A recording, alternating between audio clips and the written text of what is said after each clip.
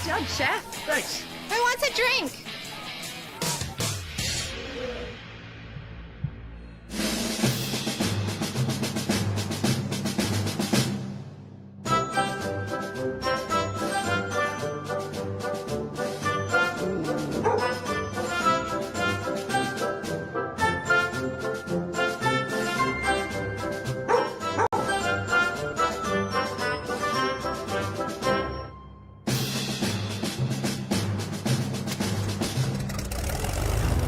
Let's go, Archer.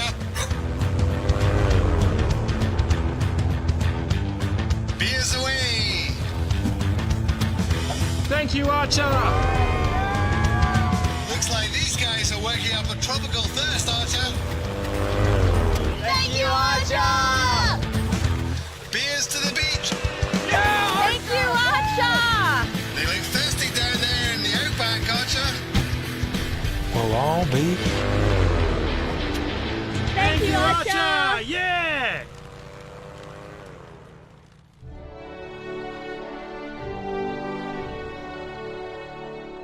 Good boy, Archer.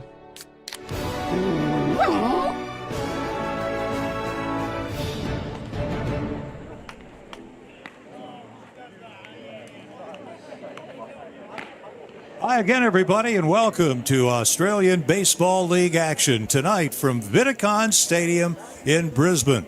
It's the Brisbane Bandits hosting the Canberra Cavalry, and this is Game 2 of the 4-game Round 4 set. The opener last night, a thriller, went to the Bandits 6-5 when they scored in the bottom of the ninth.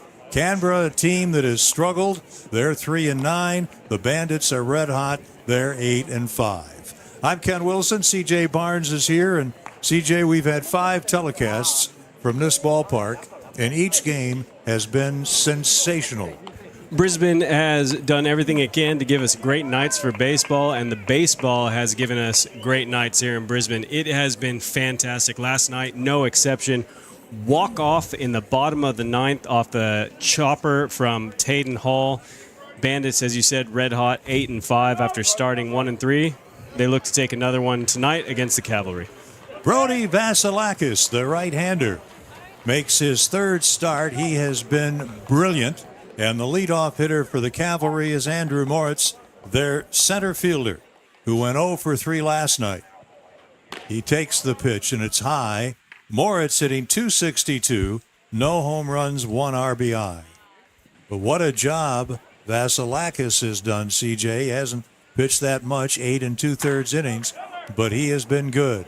The bounder over the bag, Hall makes the play, and just like that, 1 out for Canberra here in the opening inning. Yeah, you're not wrong about Brody Cooper Vasilakis. The young right-hander has been outstanding. He has dealt with a bit of traffic on the base paths, but thus far has yet to give up a run this season. He does have 9 strikeouts to his name, but he has been an absolute revelation for Shane Watson and this pitching staff. Here is Min Park, and the pitch is in the dirt. It's ball 1. Park is the Cavalry shortstop. He comes in hitting .163, no homers, 1 RBI. He had 1 hit in 4 tries last night in the leadoff spot. Swing and a miss, and it's 1-1. Interesting, last night, Park leading off in the contest came into the game without a walk. So you had the leadoff hitter who hadn't had a walk all season, but he picked up a walk in the 7th inning last night. Yeah, it's you want from your leadoff hitter to be getting on base. You'd like to see that high on base percentage. Park not quite swinging the bat as well as he'd like, but it is odd to see that he hasn't seen much. Hasn't been very selective. A bounder to the second baseman Riley. On to Hall. 2 up, 2 down. A couple of grounders, and Vasilakis looking extremely sharp against the first 2 hitters. And now the youngster will have to face Corey Acton. Cooper Vasilakis in his earlier starts, he's always he's had a bit of trouble getting the ball over the plate. He's walked a few guys early on. This seems, and then gets stronger as the game goes on. This seems to be the reverse of that. He looks great already. First pitch, fastball, strike called to Corey Acton. He is the Canberra third baseman. coming in hitting .262, no home runs, 6 RBIs, and he takes one in the dirt. Acton was 0 for 5 last night, and he struck out twice. He's a guy that Brisbane would like to see off the base paths. He does have 11 steals this season, so if he manages to get himself to first, you can be pretty sure he's going to be going. Up the middle, and the bounder is into center field. So Corey Acton is aboard with 1 out here in the first inning, and that'll bring up the cleanup hitter. Well, this is going to be a matchup that I was kind of hoping to see at least once this weekend, Ken. Corey Acton on first base, as we said, 11 steals so far. But Hyung Chan the catcher for Brisbane, has been absolutely outstanding. He's got a laser beam arm. He got Harry Fullerton last night stealing, so it'll be really good to see this challenge right now. Quick throw to first, and Acton is back. Junpai Azuma, the Cavalry first baseman and cleanup hitter, is at the dish. He is one of the top hitters in the ABL. He chops one towards second base. Riley fields, throws in time to get the out.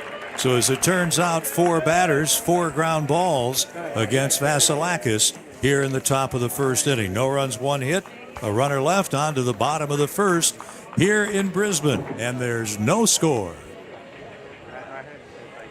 Welcome to Ace Comms, two-way radio and body-worn camera specialists. Ace Comms is proudly the Australian distributor for Motorola Solutions. Ace Comms was formed in 1988 in South Africa and has grown into a premier wireless communications technologies distributor. With a primary focus on Motorola Solutions, we also supply a wide variety of leading radio communications brands. We welcome the opportunity to discuss our partner network opportunity with you. Leverage off the high-demand wireless comms industry and let Ace Comms empower your business to grow.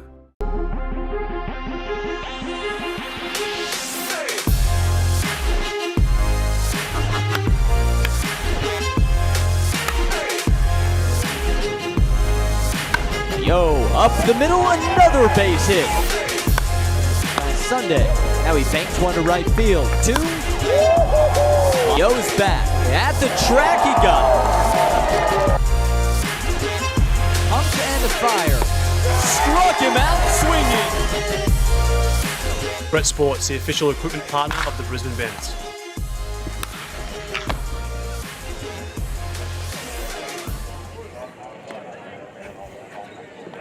We're ready to go to the bottom of the first inning after the Cavalry is held scoreless in the top half.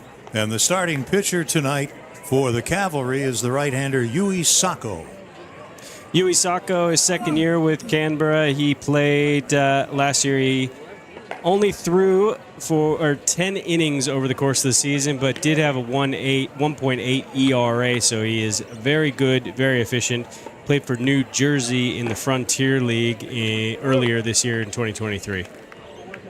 The Bandits have Jack Panetta, the shortstop, leading off, then the catcher Hee-Young Chan Dermot Fritsch will bat third, playing third. In the cleanup spot, playing right field, the red-hot Alex Skepton. He'll be followed in the order by the left fielder, Soupy Campbell, then Ryan Battaglia, the DH. Tayden Hall bats seventh, playing first. Hitting eighth, Milo Rushford in center, and the second baseman bats ninth, Will Riley. So Panetta hitting .281 leads off, hits the ball high in the air, off third. It'll go foul and out of play. Yeah, Jack Panetta, one of those sneaky hitters. He seems to, he kind of seems quiet throughout the course of a game. Excellent job at shortstop with the glove, but then all of a sudden seems to be in the mix of any sort of drama the Bandits are cooking up. He had a couple of hits, 2 for 3 last night, and was hit twice. And the fastball high, 1 ball, 1 strike. Panetta played his college ball at Baylor. He says, hey, I've always been a leadoff hitter. So he feels very comfortable in that number 1 spot. Swing and a miss. And it's 1-2. Sako has that funny little pause in his windup. You see that? He'll lift his leg and sort of hang up there for a little bit. See that a lot with Japanese pitchers. That little something to try and throw the hitters off. Here's a chopper backing up his Greer. He makes the play on to first in time to retire Panetta to begin things here in the Bandits' first inning. I'm glad I don't have to do that. Get out there and pitch and stand there with one leg in the air and one leg on the ground. I'd probably tip over. Yeah, look, it's like I said, you see it a lot with Japanese pitchers. It's just they seem to have such excellent concentration to be able to do something like that because it's not easy. It's not easy to stop your motion and then just hang there. Good spot on that first pitch by Sako. It's one strike on Hee-Young Chan hitting 118. He has a home run and driven in a couple. That pitch in for a strike up around the letters. 0-2. He had a base knock last night in the third inning, but he just seems like that hitter that is just right on the verge of a breakout. He's been swinging a good bat lately, just not getting stuff to fall in. Now he's in the hole, and he takes a fastball high, hits it to center, well tagged, Moritz back, leaps, it's off the wall. Hits second base, and he'll pull up there. A one-out first inning double from Hee-Young Chan and what a great one that was. And you're right, he likes to swing the bat. He doesn't like to take pitches. And remember, the home run he hit was straight away, and he got good wood on that one. You know what? I like being right, Ken. That one has to feel good for the youngster out of Korea. He got a lot of it. I thought that was actually going to go off the bat, but the yard just kept it in. But still, great double to start off the game here for the Bandits. He got a pitch up around the letters, and he was all over it. Here's Dermont Fritsch batting third. He's the third baseman. Fouls the first offering back to the screen. One strike. Fritsch is batting .298. One home run, one RBI. Had a couple of hits in 5 tries in the victory last night. Both of his hits were doubles.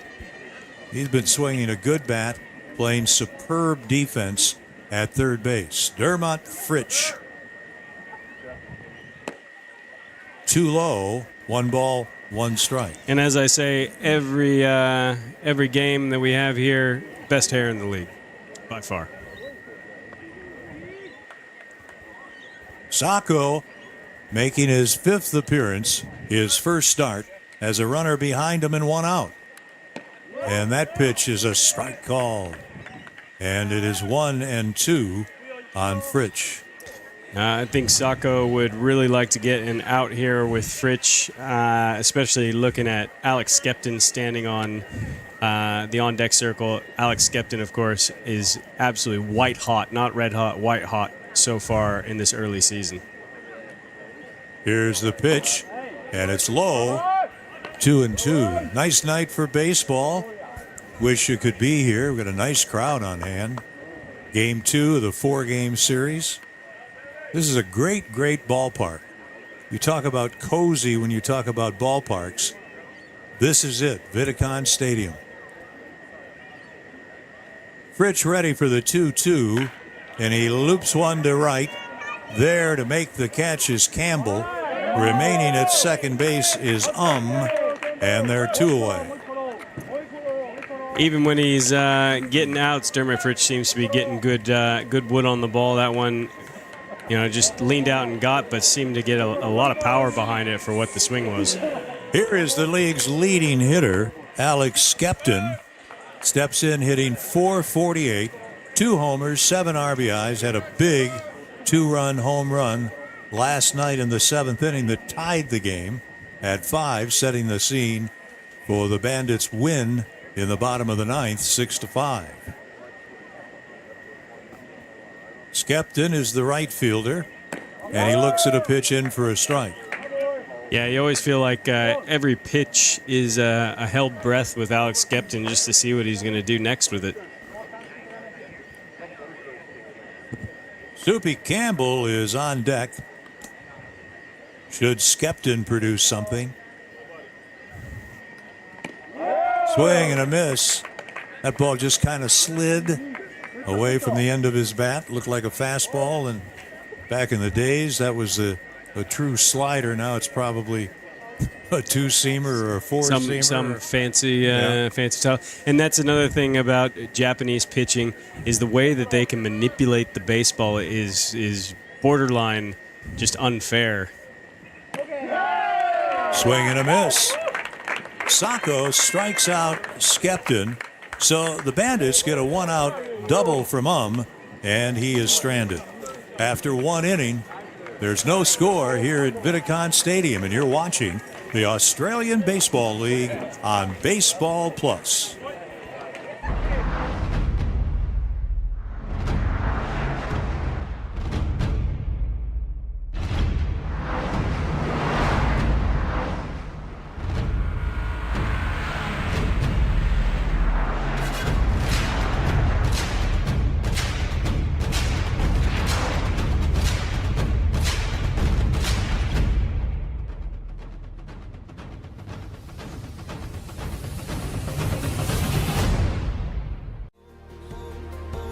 No matter how you're driving Australia forward, trust Hino to bring you home. Hino, built for tomorrow, delivering today. That's the Hino advantage.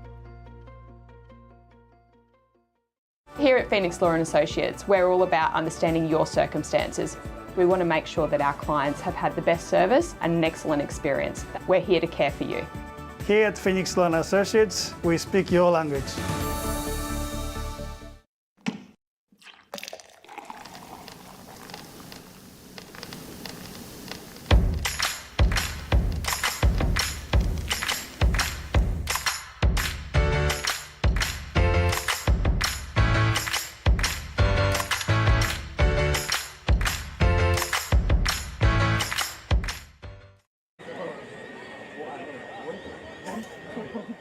Get a good look at the third base side here at the ballpark in Brisbane.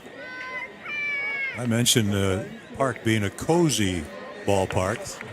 When you come here and you sit in the stands, you're right on top of the action. There's very limited foul territory. I was going to say, Ken, that is one of the things that people say they like the best about the Vidicon Stadium is the fact that there's such an elevation to the stands. It allows you to sort of sit right on top of the field almost and really provides such a great vantage point to watch a game. Robbie Perkins leads off, and the veteran Canberra catcher takes ball one from the right-hander Brody Vasilakis. Good work by Vasilakis in the first inning. A lot of strikes. That's not something we've seen from him in his first couple starts, is strikes in that first inning.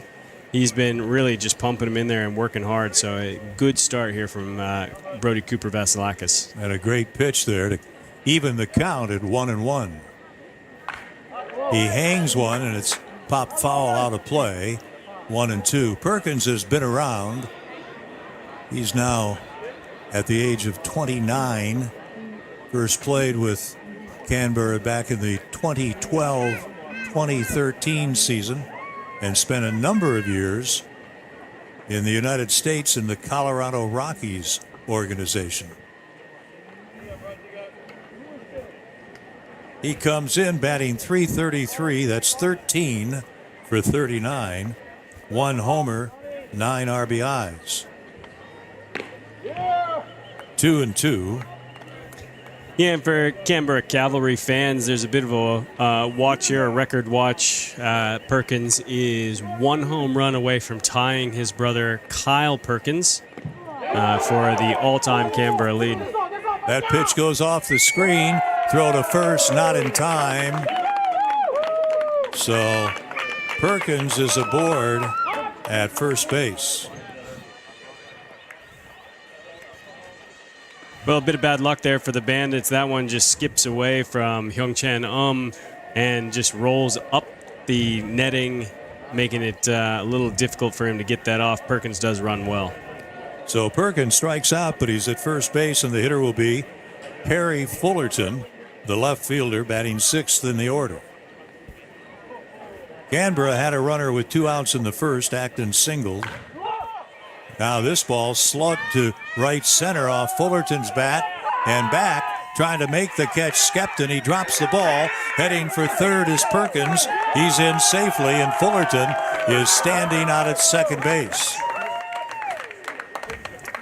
Looked like Alex Skepton had a read on that ball. I thought he was going to make the catch. He was going to hang up a little bit more, but I think it just carried on him a bit, and hopefully Alex Skepton is okay. He did collide with that fence pretty hard. So that is a double for Fullerton, who had one hit last night. And just like that, Canberra has runners at second and third and nobody out. And at this early stage, the Bandits are willing to play back on the infield, trying to get an out. They don't have one here in the inning. And the hitter is Jack Barry, and he looks at a ball in the dirt. Barry's played just a couple of games, including last night. He is 0 for 8 as goes out to chat with Vasilakis. Yeah, probably just getting on the same page as Vasilakis. Barry played for the Auckland Tuatara last season. He is a big guy and can hit the ball a long way, so I would imagine they're going to try and keep the ball out of the zone here to Barry. Try and keep this, you got first base open. Not a bad idea to not give in here. 2-0. 340 to left here.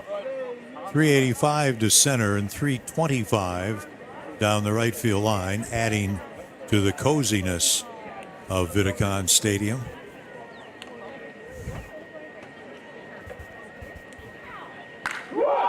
This ball sounds like it's gone way back by the scoreboard, and this one is out of here. A 3-run homer for Jack Barry, his initial hit of the 2023-2024 season. So he touches them all, and it is 3-0 Canberra. Well, I hate being right, Ken. That one right there, fastball caught just a little bit too much of the plate, and as I said, Jack Barry, a big gentleman, and can hit the ball a long way, and he did there. How did you like the sound of that one? That sounded like a home run. Yeah, look, I love the sound of it. I hate the result. Here is the second baseman and eighth hitter, Jalen Greer. He hit a home run last night. Went 2 for 4. The only game he's played this season. He nubs it back to the hill. Vasilakis underhands to Hall. And there is out number 1 here in the second inning, a 1-3 putout. And that's such an important thing for a young pitcher like Cooper Vasilakis to get that out after something like a 3-run home run. Get back on track. It's early in the ball game. The Bandits can score runs. So now you just got to go back and out there and do your job. Vasilakis turned 23 just 3 days ago. And his first pitch in for a strike to Michael Campbell. Well, we talk about veterans in the ABL. Here's one of them, Michael Campbell, his 7th ABL season. He is 37 years of age, and he swings and misses. Yeah, his second year here with Canberra. Last year, he hit .224 for the Cavalry in 28 games. Prior to that, 5 years with Sydney. Hit very well down there for the Blue Sox. Got a .272 average overall for his career in the ABL. Hitting .148 this season, so he's off to a very slow start. He's had 27 at-bats and only 4 hits. No home runs, a couple RBIs. Breaking ball, and he chops it foul. 1-2. So Vasilakis, who played in the ABL for Canberra, interestingly enough, when he was only 15. That must seem like years and years ago to him. He probably barely remembers it. Campbell lines it into the crowd off to the left. Still a ball and 2 strikes. Well, look, if you're 37, you can still swing a bat like Michael Campbell can. Why not? Yeah, might as well play if you can do it.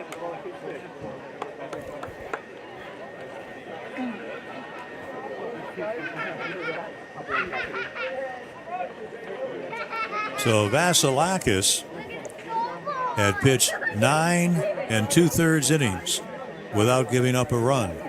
until the 3-run Jack Barry home run. The count goes to 2-2.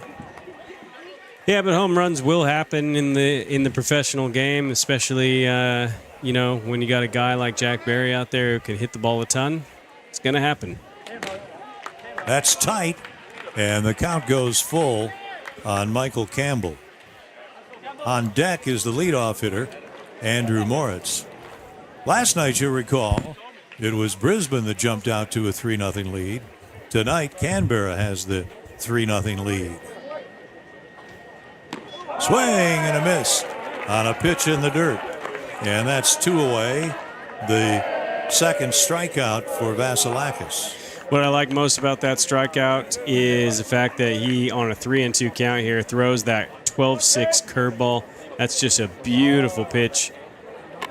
To have that kind of confidence in a pitch like that when you come back from a 1-2 count ahead and end up 3-2, that's just good work by Vasilakis. Here's the leadoff hitter, Andrew Moritz, and he takes a strike.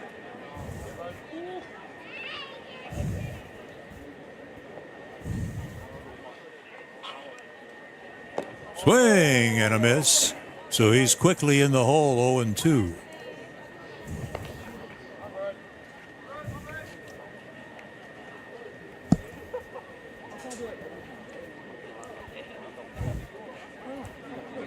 Two outs, nobody on, and the pitch tight, a little bit on the low side, 1-2. Moritz, 26 years of age. He's a St. Louis native in the Atlanta Braves organization for a spell. 6th-round draft pick in 2018. Swing and a foul. That gets a good piece of the catcher,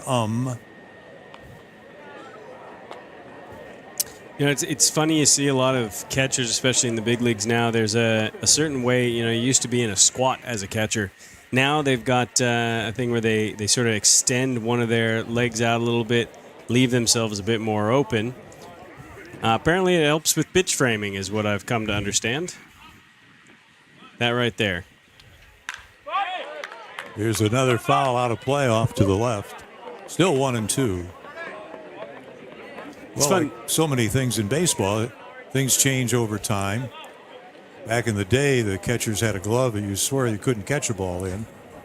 Then they went to a glove that more had a hinge on it and was more like a first baseman's glove.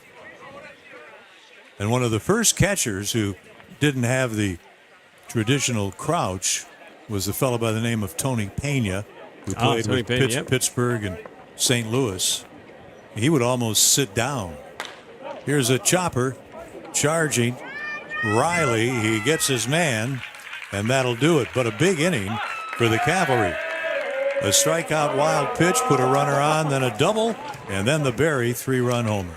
To the bottom of the second inning we go. Great to have you with us. It's 3-0 Canberra.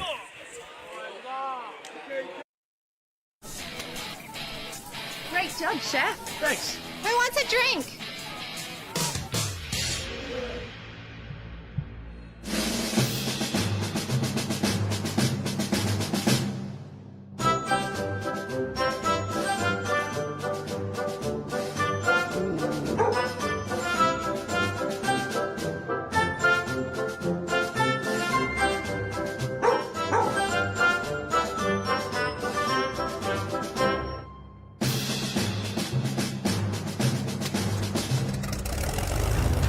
Let's go, Archer. Beers away. Thank you, Archer. Looks like these guys are working up a tropical thirst, Archer. Thank you, Archer! Beers to the beach. Thank you, Archer! They look thirsty down there in the outback, Archer. We'll all be. Thank you, Archer! Yeah!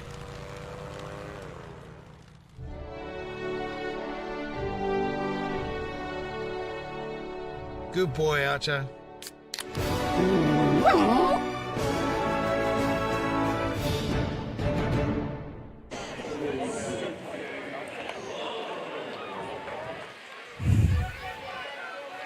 We're at Viticon Stadium, and the Bandits will come up in the second inning, and they find themselves trailing 3-0. It'll be Andrew Soupy Campbell, then Ryan Booth Battaglia, and Tayden Hall.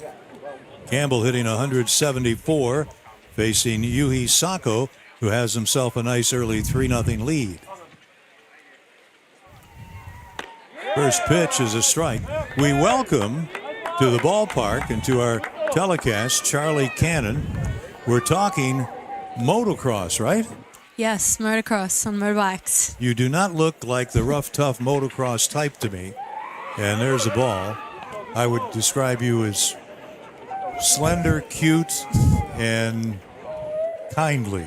Is that the typical motocross participant? Yeah, look, I have my girly side, but when that helmet's on, it's, all dust, dirt, get my feet dirty. That's what I was trying to say. It's hard for me as I look at you here to picture you with the helmet on and the equipment and the dirt and the it's hard to imagine. No, yeah. How long have you been involved in motocross? I've been racing motocross since I was 6. I'm 18 now, so it's really taken up my whole life. Every weekend we're at a dirt track, so. Here's a pop-up off first, in play, and still in play, as it was too much for Azuma to bring down. So you've signed for Honda Racing Australia, the big series next year. Tell us about that. Yeah, so I've got a lot going on next year, a lot of international races as well. My next big race is in January, at the last weekend of January, over in New Zealand for the Women's Oceanic Cup. It's like Australia versus New Zealand. And then I'll be competing in the whole Australian Nationals. It's a 4-round for the women, and also the World Championships. I'll try and get over to Europe and race some selected rounds over in Europe. Out of play, 2-2 the count on Soupy Campbell leading off here in the second inning. Now, they tell me you have multi-Australian championships, back-to-back wins. Tell us a little bit about that. Yeah, so I have 2 senior Australian championships under my belt. My first year in the senior ranking, I went undefeated, won all my races, and then this year also I was pretty undefeated. I had a clean sweep, and I backed up my championship. So, been a few good years. I haven't lost a race in the women's category yet, and continue it for the 2024 season. Congratulations. Nicely done. 2-2, now 3-2 on Campbell. He hits the ball deep to right. Oh, baby. This one is out of here. Soupy Campbell leads off the second inning with his second home run of the season. So he'll circle the bases, and the crowd here at Viticon absolutely loves it. There was no doubt about it. The moment it hit the bat, he had a 3-2 pitch coming and got himself a belt-high fastball over the middle of the plate. We talked to him the other day about his hitting strategy, and the first thing he said was, I look first and foremost for a fastball. And that's the fastball he was talking about. Here's Ryan Battaglia. He is the DH tonight, and he takes a ball. So help us out now, Charlie. We're talking about motocross. What's special about dirt bikes from, say, a standard motorcycle that we see on the highway? Yeah, what people normally see is just like a road bike, which like with road wheels and that, but a motorbike, it's kind of, I don't know how to explain it. It's more of like you can do jumps and like go fast and hit dirt corners with like knobby wheels. So you call it a motorbike. Of course, I said dirt bike. Is dirt bike not what it is? No, yeah, dirt bike. There's lots of different forms. It's all the same thing, a motorbike, a dirt bike. But yeah, a dirt bike is, we race on dirt, so that's probably an easier thing to say, to understand between dirt and road. 1-2 the count on Battaglia, the veteran catcher, is the DH tonight, and he takes one that doesn't miss by much. So how fast can you go on a motorbike or dirt bike? Well, it depends what track you ride. So I recently went out to Alice Springs and rode the Fink track, which is a desert race, and you just go as fast as you can down a dirt track with rollers and whoops and sand. And I was averaging 130 kilometers an hour on kilometers. Well, okay. Yeah, it was very fast. But on a motocross track, which is what I race and compete in, you probably max out 60 kilometers an hour because you're going from corner and then probably 50 meters or 20 meters is another corner. So you kind of race to what the track is like. Battaglia flies out to the left fielder. That's the first out here in the second inning. The Bandits trailing the Cavalry 3-0. I read somewhere, and we've got a problem because you're talking about kilometers and I talk about miles per hour. But I read somewhere that on a dirt bike or a motorbike in this competition, in this motocross, the best, the high, was 123 miles per hour. And if I'm right, a mile per hour is about 2/3 of a kilometer. That ball drilled off the bat of Hall, off the glove of Greer, and Campbell will get the ball back in. I would say that's a base hit. It is in my scorebook. So Caden Hall is aboard with one out here in the second inning. Is that right, that a kilometer is 2/3 of a mile? I have no idea with miles. Sorry. It's a little rugged for me too. But I know it's a lot more than miles. Kilometers is a lot more than miles when we're talking higher numbers. I'll take your word for it, yeah. I see on the highway here 100 kilometers per mile, or mile per hour, 100 kilometers per hour. 100 in the United States, 65, 70 miles per hour is a lot. So you're right. Kilometers are a lot more. I read also about the weight of dirt or motorbikes. Here's one down in the strike zone and low below the strike zone to Rushford, who's up there 2-0. I'm not really familiar with a typical motorcycle and how much it weighs, but the suggestion was that a dirt bike weighs about 235 pounds, I read, which supposedly is light.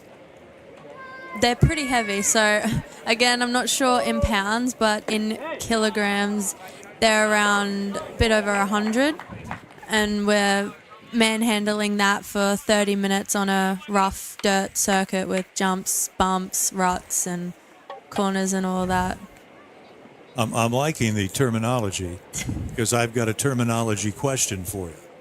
Okay. Milo Rushford, the youngster in the Royals organization, takes a strike, and it's 3-1.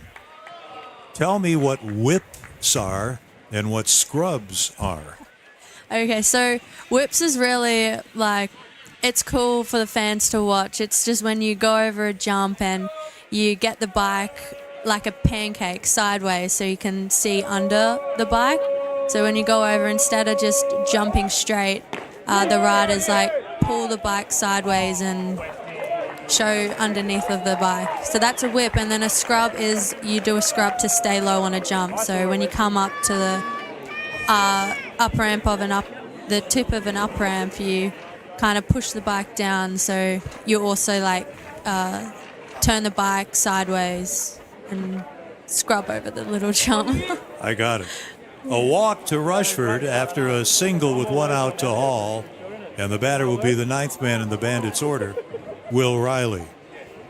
It sounds to me like you could get injured in this motocross business. Have you had some injuries? It's very dangerous. I've had a few injuries, but nothing serious. I've broken my collarbone a few times and wrists and fingers, but you heal pretty fast from them. Whereas my brother... Here's a deep drive off the bat of Riley, and the center fielder on the track. Moritz makes the catch, tagging at second and advancing to third is Hall, as Rushford remains at first base, and that is out number 2 here in the second inning, and it'll bring up Jack Panetta. So we're talking with Charlie Cannon, current senior pro champion in the Honda Racing Australia series. And my next question is, if I wanted to come out and see you perform and see this dirt bike, motorbike competition in Brisbane or anywhere around here, where is it held? Where would I go? I'm not 100% sure with the 2024 calendar where all the races are, but the local Brisbane race, there's a track in Toowoomba called Echo Valley, and they hold quite a few race days out in Toowoomba. And then there's the Gold Coast Motorcycling Club where they put on a few races as well. But Charlie, good to talk to you. Thank you for coming by. Continued success in your young career in the women's motocross. Here's a shot down the left field line. That'll get down for a hit. It brings in Hall around third. Rushford, they're waving him home. He'll come in to score, and it's a stand-up double for Jack Panetta. He picks up a couple of RBIs. That gives him 5 on the season, and just like that, this game is now tied at 3. So good luck to you, Charlie. Thank you for coming by. yeah, thank you so much for having me. Much appreciated. Also, our friends at AceComms, sponsor of Brisbane's Bandits, also a sponsor of Charlie and the motocross. So we appreciate what they do. Thanks again. All right, Enjoy thank the you. game. Will do. So the Bandits rally here in the second inning. Charlie Cannon brings us some good luck. And the batter is the catcher. Runner at second. And a couple of outs. And the pitch is a ball. Throw to third. And tagged out is the runner, Jack Panetta, trying to steal third base. The play goes 2-5. It's the last out in the inning, but a big second inning for the Bandits. They come up with 3 runs. It all started with a Soupy Campbell homer. And after 2 innings, what a ball game again. Canberra 3 and Brisbane 3. And this is the Australian Baseball League on Baseball Plus. Great job, Chef. Thanks. Who wants a drink?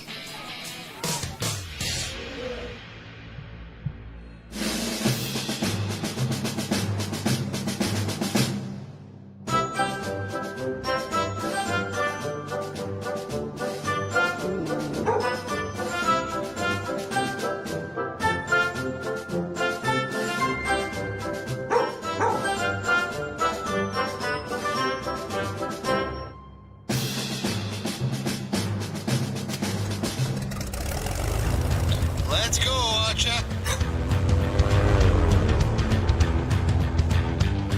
Beers away. Thank you, Archer. Looks like these guys are working up a tropical thirst, Archer. Thank you, Archer! Beers to the beach. Thank you, Archer! They look thirsty down there in the outback, Archer. We'll all be. Thank you, Archer! Yeah!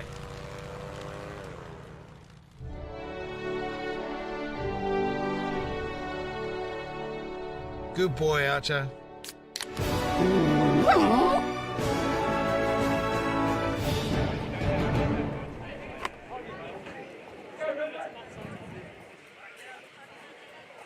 Well, what a game we have here tonight. 3-3. This is a little bit reminiscent of last night. I believe we had a 3-3 score in that game.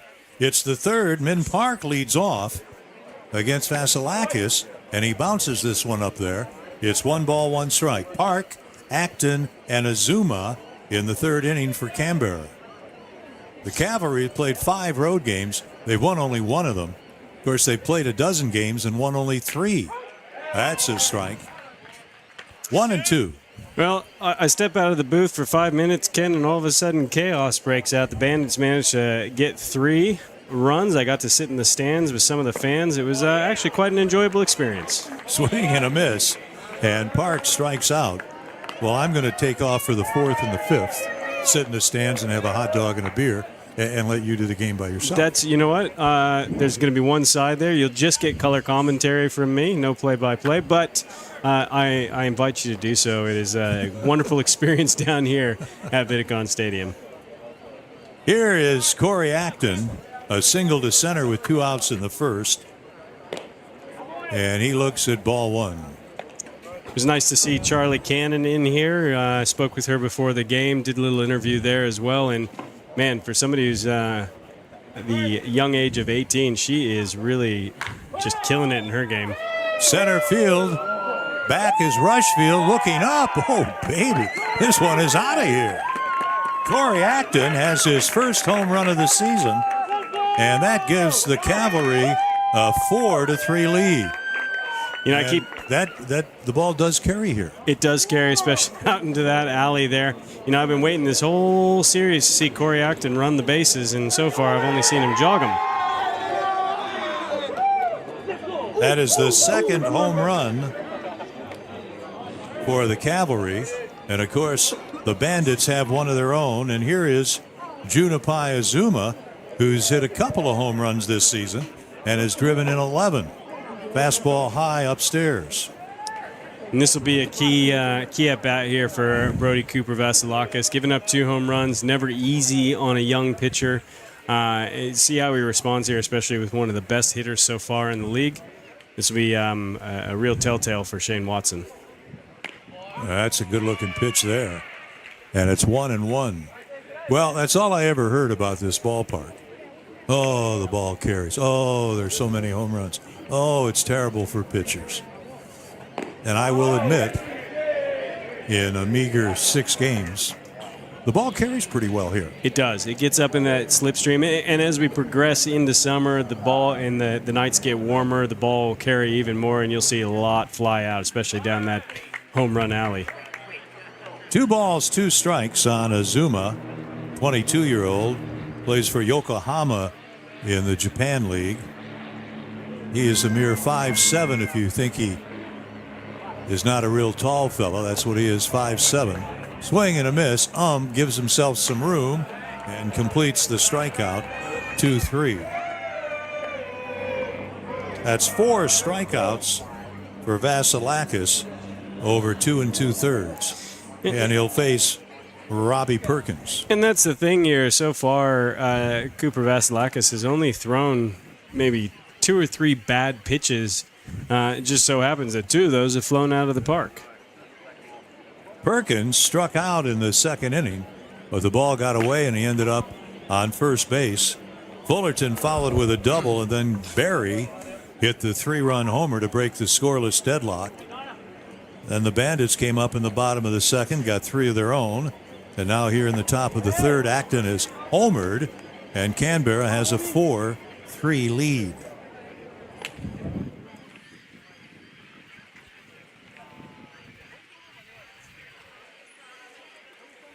I just want to note as well, Robbie Perkins' shoes not near as interesting as they were last night. He had the orange shoes on, right? He did, and they were really sharp looking with that Canberra uniform. Yeah, they had the orange tops. No orange top, no reason to have orange shoes. I suppose that is true, Ken.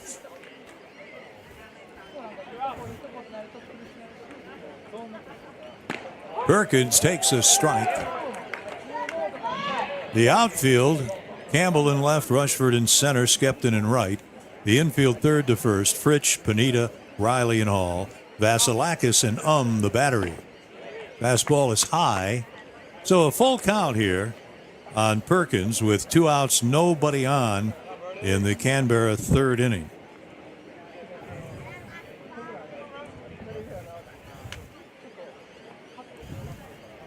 Big pitch coming here. So he throws a breaking ball, 3-2, and he walks Perkins. That's the opposite of challenging the hitter, right? Yeah, that's one that looks like it got away a little bit from Cooper Vasilakis. You know, I still like to see that he's confident enough in that breaking pitch to throw it 3-2, but you got to get it over the plate. Harry Fullerton digs in. He doubled last inning. University of New Mexico product. He pops it foul off first, 1 strike. When I talked with Cavalry manager Keith Ward, I said, what's the best thing about your ball club? And he said, speed. We steal a lot of bases. We can run. I didn't have to ask what the problems were, and he volunteered. We don't get enough big key hits. Here's one out of play again, and it's no balls, 2 strikes on Harry Fullerton.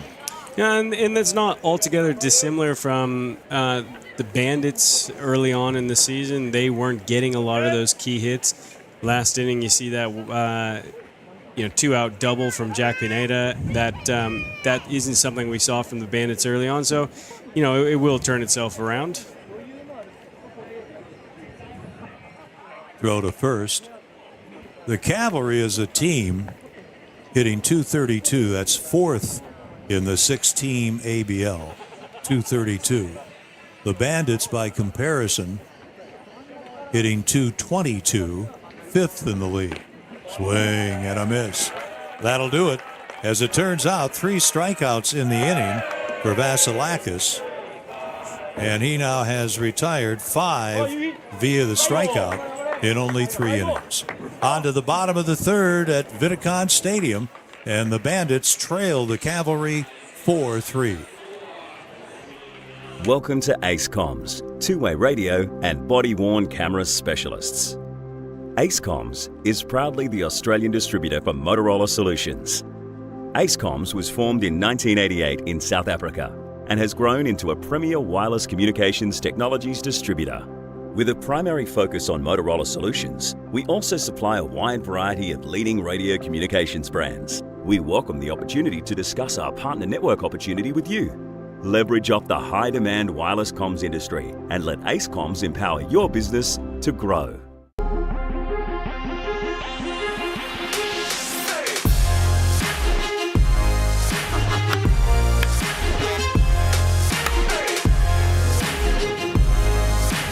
Yo, up the middle, another base hit.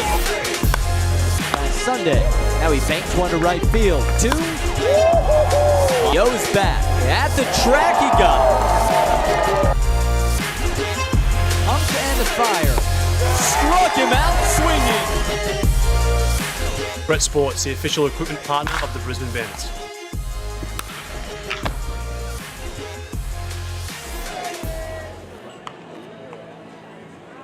The Bandits are going to come up here in the 3rd inning, finding themselves trailing 4-3.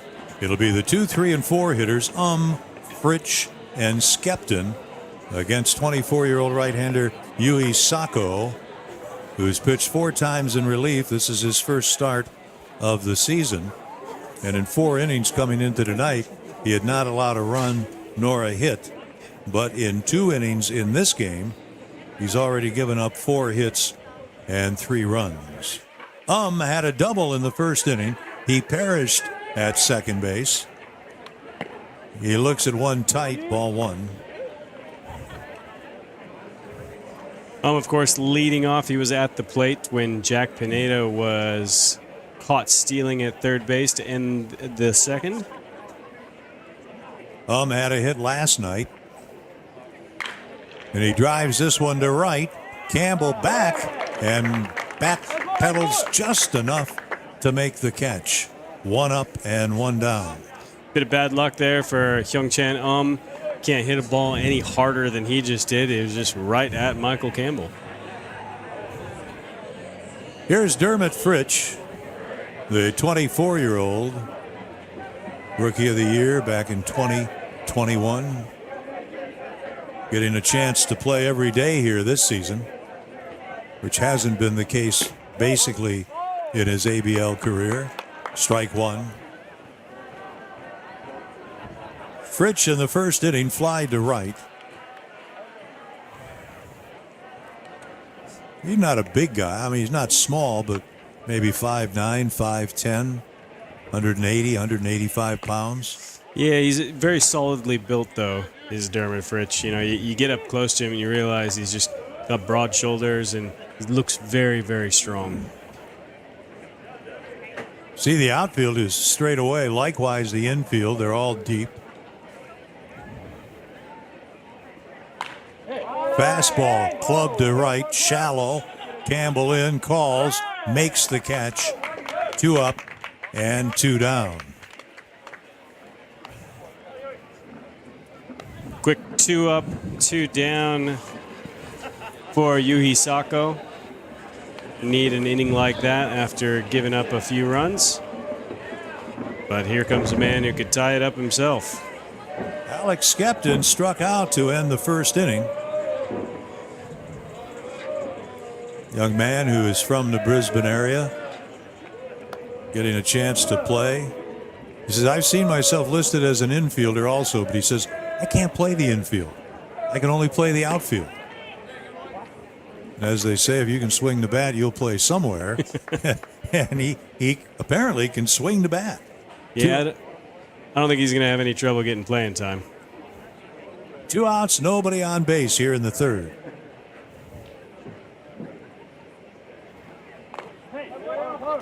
Tried to check his swing, and the ball hit the bat, and it's 1-1.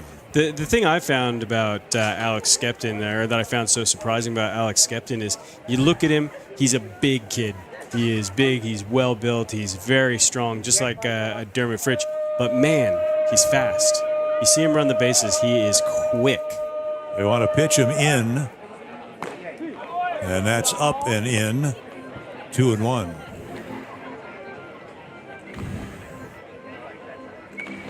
And he had that very impressive play out in the outfield against Sydney where he made a diving catch out in right field. So, you know, he's a guy who will find his way in the lineup somehow.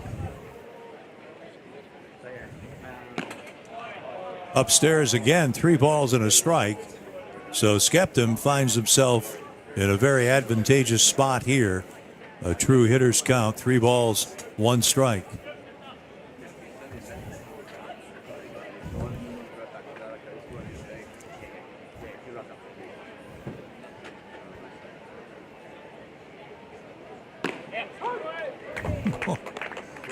I'm telling you, decades and decades and decades.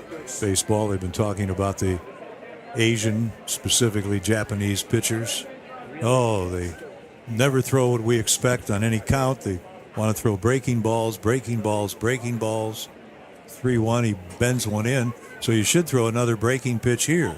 And he throws a fastball. And typically, you could sit and watch Major League games forever. And 3-1, typically going to be a fastball. But whatever the 3-1 pitch is, the 3-2 pitch is going to be the same pitch. And here, 3-1, he throws a breaking ball. 3-2, he throws a fastball. I'm not saying that doesn't happen, but it's not predictable. It's not typical. Another 3-2 pitch here to Skepton. The pitch gets away. The throw to first, not in time. So Skepton strikes out, but he's safe at first base. Robbie Perkins usually so stalwart there back behind the plate, but he lets that one squirt by, and that's where the Alex Skepton speed comes in. He was on the move immediately and hustling down at first base, and now he keeps the inning alive for Andrew Campbell. Now time is called. We're going to have a conference on the mound. Are we calling that a pass ball, or you're the scorer? Look, I'm going to call that a pass ball. That didn't look to me like a pitch that Robbie Perkins shouldn't have had. Not to take anything away from the catcher, but they happen.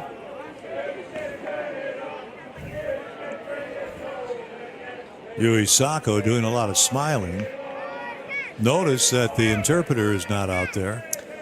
Yeah, well, Paul Fletcher back again as pitching coach, and Yuhi Sako, his second year in Canberra. So, he probably has, his own way of communicating if he needs that. Soupy Campbell will step in here. The potential tying run at first base with 2 outs in the third. It is 4-3 Cavalry. Campbell got a belt-high fastball leading off last inning, and the minute it left the bat, it was gone. He really hit it. Fastball misses, ball 1. Yeah, I doubt we'll see that belt-high fastball again, although, like you said, they could be unpredictable. Come back to it. You would think they would give Soupy Campbell a steady diet of breaking balls like that. Something down, something out of the strike zone. Of course, left-handed hitters generally like anything down. I spoke to Andrew Soupy Campbell before the game, and we spoke briefly about the amount of strikeouts that have been happening and some of the batters getting frustrated with their at-bats. And he said it's just simply a fact of pitching getting so good and having these really deceptive breaking and moving pitches. The fastball right over into the third base visiting dugout. And it's 1-2.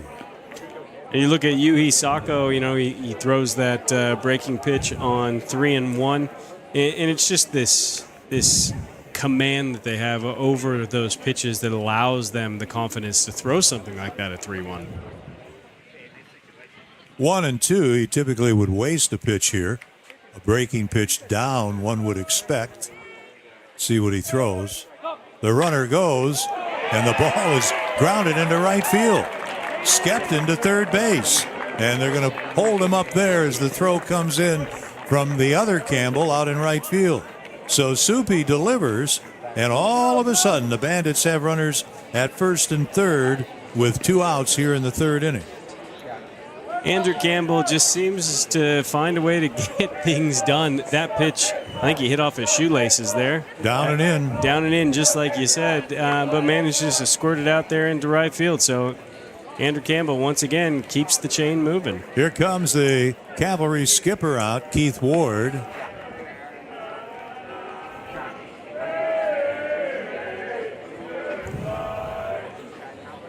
And that's going to do it for the 24-year-old Yuhi Sako.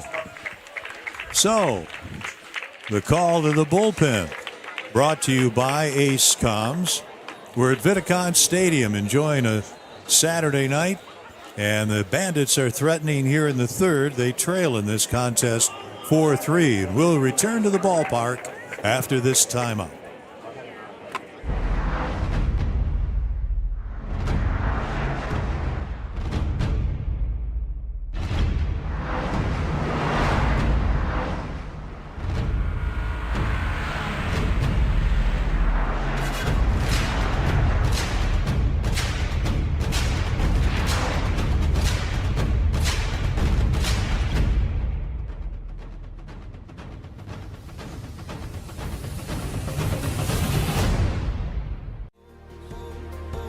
No matter how you're driving Australia forward, trust Hino to bring you home. Hino, built for tomorrow, delivering today. That's the Hino advantage. Here at Phoenix Law & Associates, we're all about understanding your circumstances. We want to make sure that our clients have had the best service and an excellent experience. We're here to care for you. Here at Phoenix Law & Associates, we speak your language.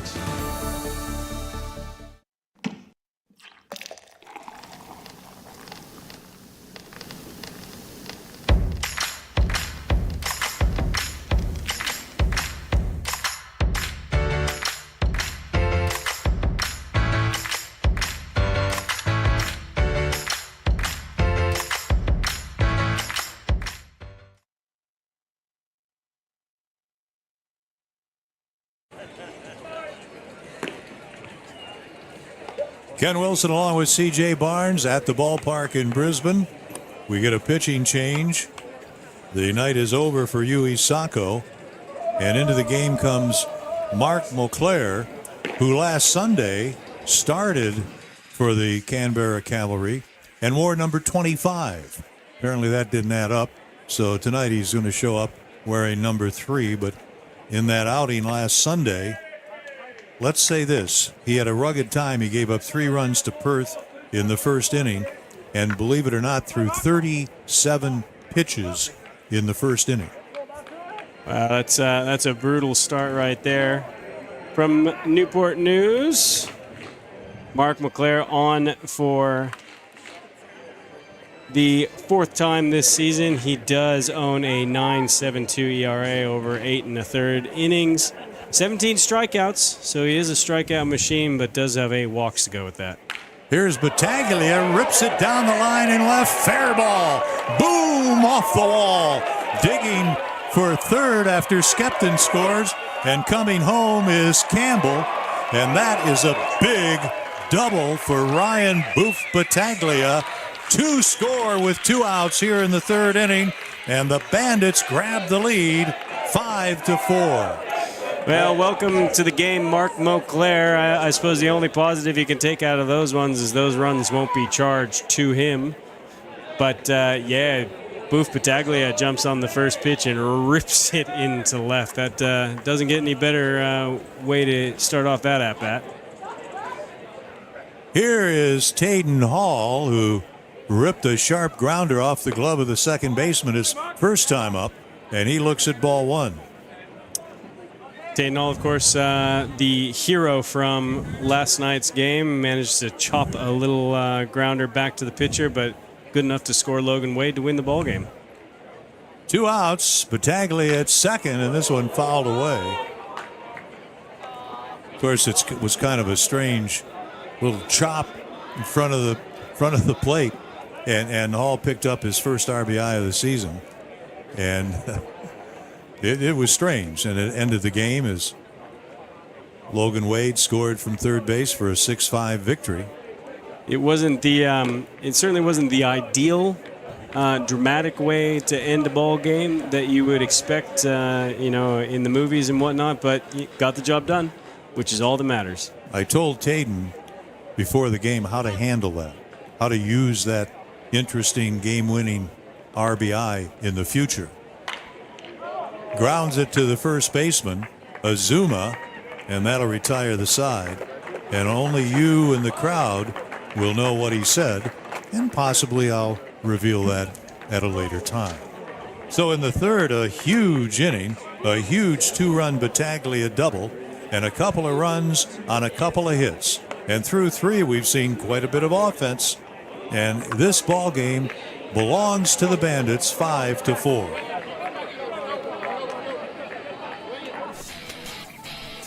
Great job, Chef. Thanks. Who wants a drink?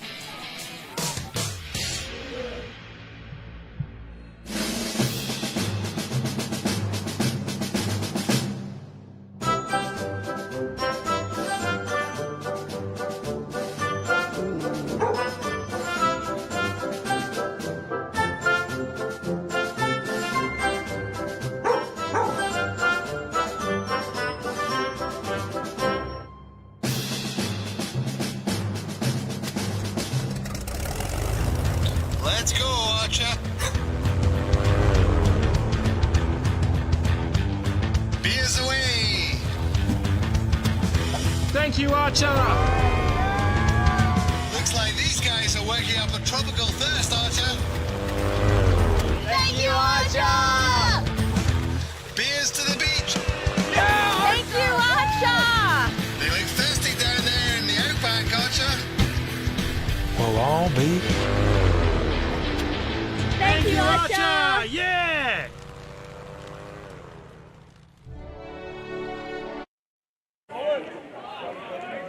Here come the Cavalry in the fourth inning. The initial pitch to Jack Berry from Brody Vasilakis. Just a little wide. Berry, of course, had a big 3-run homer in the second inning. And this one is low and in, and it's 2-0. Berry, Greer, and Campbell for Canberra here in the fourth inning. The 7, 8, and 9 hitters. Plenty of offense here at the old ballpark tonight. And now the count rolls to 3-0. Looks like Vasilakis might be a little gun shy with Jack Berry. He's not giving him a whole lot to try and get a hold of.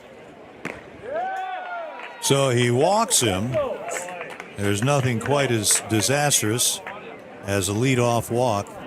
If you knew the statistics of what percentage of leadoff walks came in to score, you would never walk the leadoff hitter.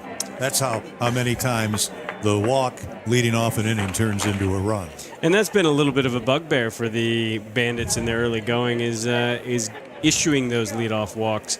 Leadoff hits you can sort of say, okay, we got beat, but yeah, leadoff walks are a killer. Swing and a miss by Jalen Greer, who bounced out to the pitcher in the second inning.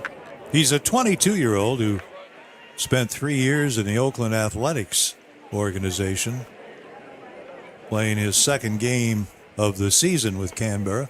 Swing and a miss. 0-2. The Bandits are in double play depth. Hall holds at first with the runner Barry, and the outfield is straightaway very spread with this lanky right-handed hitter. 1-2. Barry, not a lot of speed over there. He talked about Keith Ward and his comments about his team being very fast. Jack Barry, he can move, but he's definitely not one of those you'd tag as being a speedster on the base paths. They've stolen 21 bases in their first 12 games. That one is foul, so that's a good number of stolen bases. Keep in mind, 11 of those are Corey Acton. Well, they all count. That's one fella.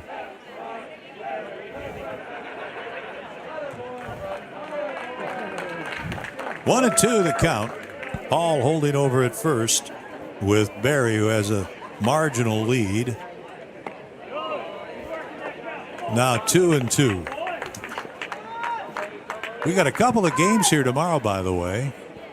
A 2:30 game that'll go 7 innings, and then a 6 o'clock affair that'll go 9. And we invite you to come out. The weather is supposed to be delightful. Time is called, and I'm not sure who called it. I think it was, I think Greer asked for time there, stepped out of the box. Was granted by Paul Latta. James Shields, the ump at first today. Adam Leake at second, Tom West at third. The ball dropped, throw to first, but time had been called, and a balk was called. Somebody yelled balk on the previous situation where we thought maybe that Greer stepped out. I heard somebody yell balk, and somebody being an umpire here for sure yelled balk. And Barry goes to second base. And I will let you explain in 10 seconds or less to the non-baseball fan what a balk is. I'm not exactly sure what that would have been called a balk for. The only thing I can really think of in looking at that pitch from Brody Vasilakis was that he may not have come set fully or for long enough. I think James Shields, the umpire on second base, called that one. He does like the balk call, does James Shields. So, it might have been something that Vasilakis was warned about prior to this. But, yeah, the only thing I could see there was that he just didn't come set long enough. Here's the short version of what a balk is. It's a false move by a pitcher. That is the short version. Do you need to know more? Well, not really. Look, I would argue you do. It is a move by the pitcher with the intent to deceive the runner. That's so you can't be called for a balk if there's nobody on base. That's very true. Did he swing? Yes. So a strikeout recorded, another one for Brody Vasilakis, and that is the first out in the inning. That's a half dozen strikeouts for the Bandits starter. Interesting at bat there. We'll see the breaking pitch here from Brody Vasilakis. That is his out pitch right there. But interestingly enough, he struck Greer out twice there because Greer swung and missed on the balk call. Here's the veteran, Michael Campbell. Down and in, ball one. We're in the fourth inning. Vidicon Stadium here in Brisbane. And the Bandits have a 5-4 lead, trying to pick up their third win in a row and their seventh triumph in the last 8 games. Whoa, baby. Bonita, now the throw, and out at first. Out at first is Campbell. And oh, baby, what a play at both ends. First, Bonita, the shortstop, then Hall, the first baseman. I tell you what, it doesn't get any prettier than that one right there. Pineda ranging off to his right, to manage to get a glove on that. That's impressive enough, but that pick by Taden Hall over there at first, picking up his shortstop, that is absolutely beautiful work. Now time called. We have a conference out on the hill.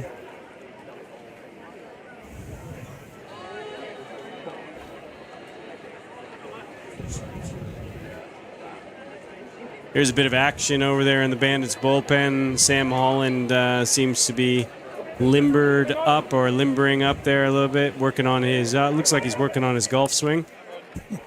And Sam Gardner as well is starting his warm-up process. So we might see one of the two here in the coming innings. Manager Shane Watson has some depth in the bullpen tonight. Here's Andrew Moritz. First pitch, strike one called. Sam Holland, of course, is very available. Sam Gardner mentioned. And, of course, Carter Hope is very available. So there's some real depth there and quality at third base. Fritsch, the throw to Hall, and that will do it. Down go the Cavalry. And the Cavalry trailing in this game to the Bandits as it goes to the bottom of the fourth inning, 5-4. Welcome to Ace Comms, two-way radio and body-worn camera specialists. Ace Comms is proudly the Australian distributor for Motorola Solutions. Ace Comms was formed in 1988 in South Africa and has grown into a premier wireless communications technologies distributor. With a primary focus on Motorola Solutions, we also supply a wide variety of leading radio communications brands. We welcome the opportunity to discuss our partner network opportunity with you.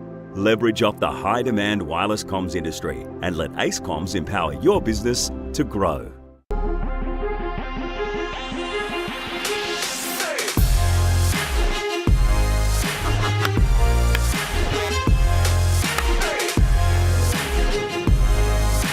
Yo, up the middle, another base hit. Last Sunday, now he banks one to right field. Two. Yo's back. At the track, he got it. Pump and the fire. Struck him out swinging. Brett Sports, the official equipment partner of the Brisbane Bandits.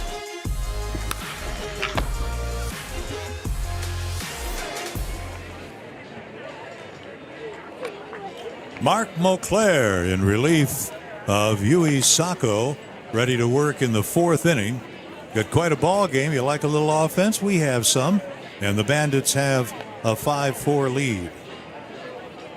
Mark Moclair on again for the second inning of work. Managed to give up a leadoff double to Ryan Battaglia to score a couple of runs when he came in last inning, but then worked his way out. Now he gets to face the bottom of the Bandits order, starting off with Milo Rushford. Moclair is a 26-year-old trying to get himself in a bit of a groove. We mentioned what a tough outing he had last Sunday for Canberra.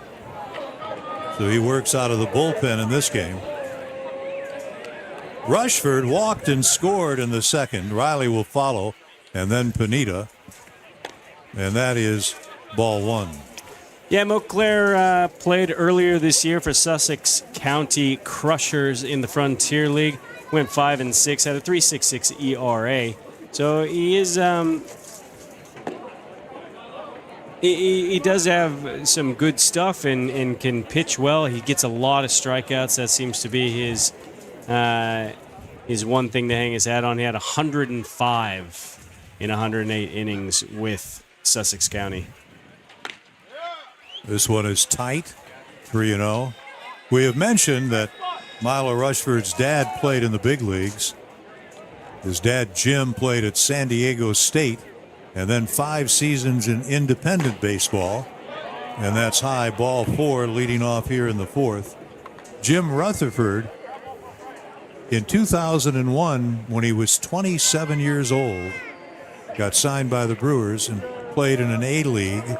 In 2002, at age 28, he made the major leagues with the Philadelphia Phillies and made his debut at Wrigley Field in Chicago. The friendly confines.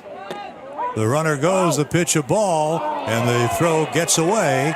So give Milo Rushford a stolen base here in the fourth inning. I tell you, that was a good throw from Robbie Perkins, and I think the throw actually beat Rushford to the bag, but Min Park, shortstop, could not quite glove the ball, and Rushford in safe. Will Riley fly to right in the second inning. He's the ninth hitter in the order, and he takes the ball high. So a leadoff walk. We talked about that earlier. And now Rushford able to advance 90 feet, so a pretty good scoring opportunity for Shane Watson's club, trying to add to a 5-4 lead, and it's still early, the fourth inning. Too high, 2-1. And Riley pretty handy with the bat. He's been making a lot of contact lately, not a lot of strikeouts. He's a gust of wind away from having a home run tonight. Back in the third inning.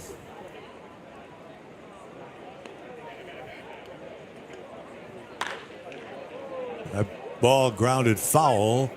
2 balls, 2 strikes. A gust of wind away from a home run. That's the first time I have heard that phrase. And, you know, if I had more games in front of me, I'd find a way to use it. I tell you what, well, I mean, he was. Andrew Moritz caught that one about as far back on the track as he could. And, yeah, just a little gust of wind out there to right center, and he'd have been trotting around the bases. Another pitch misses, and it's 3-2. After Riley, it'll be Pineda. Bandits won last night 6-5. In the bottom of the ninth, they lead 5-4 in this one. Oh, that's a good pitch. That'd tie him right up. Good fastball, inside corner. First strikeout for Mark Mauclair.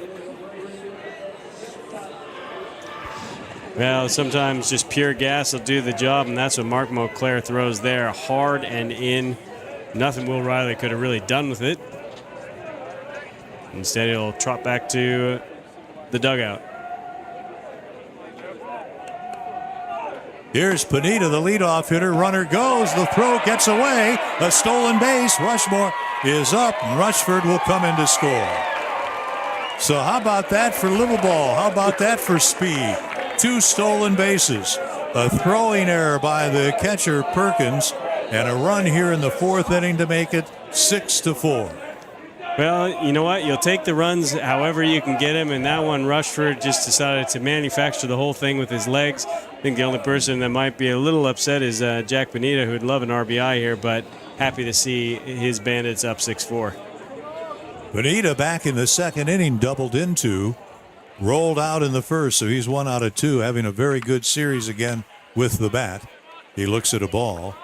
So he has had 5 at-bats here in the first 2 games and managed 3 hits, been hit by a pitch twice, so he's been busy. Only once has he come to the plate and not reached base, last night and tonight. That's in there for a strike. And we talked about at the start of the game with, you know, the leadoff hitter for Canberra Min Park not getting on base very much. Jack Pineda doing the exact opposite.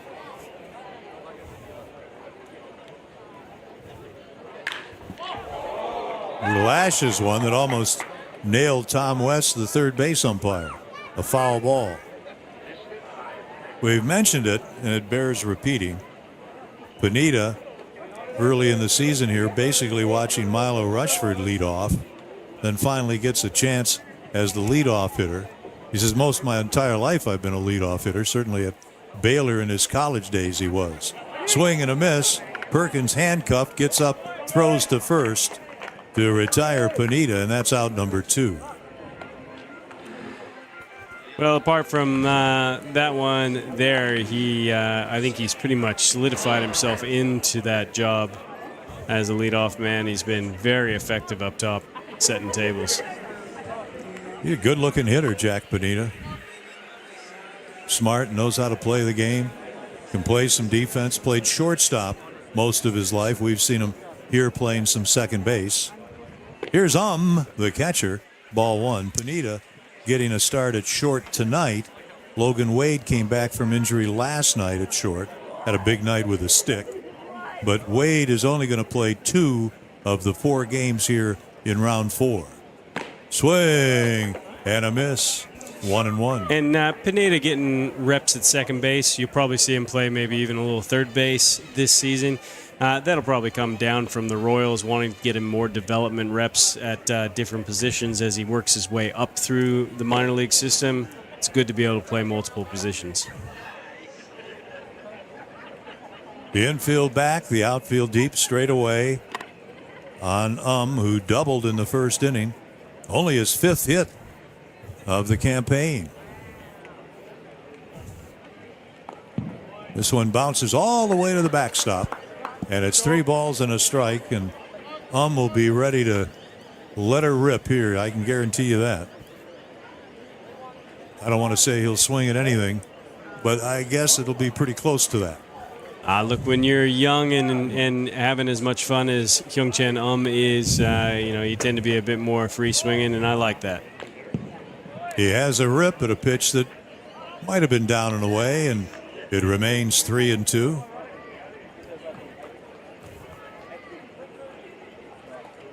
Fritsch is on deck should get aboard.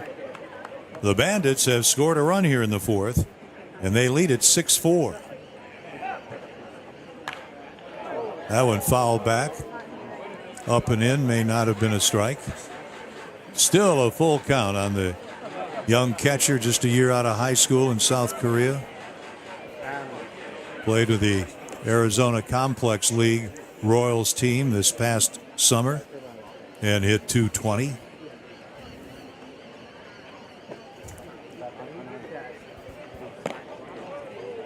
Ball 4. That's a tough pitch for him to take a look at. And he draws a 2-out walk here in the 4th inning. I'm impressed he was able to hold his bat back on that one. That fastball from Eau Claire did not miss by much. So good eye from Hyung-Chan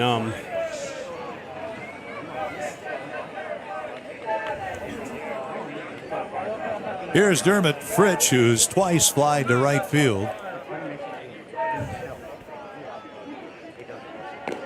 That pitch is low, ball 1. His last at bat hit an absolute frozen rope out there to Campbell in right field.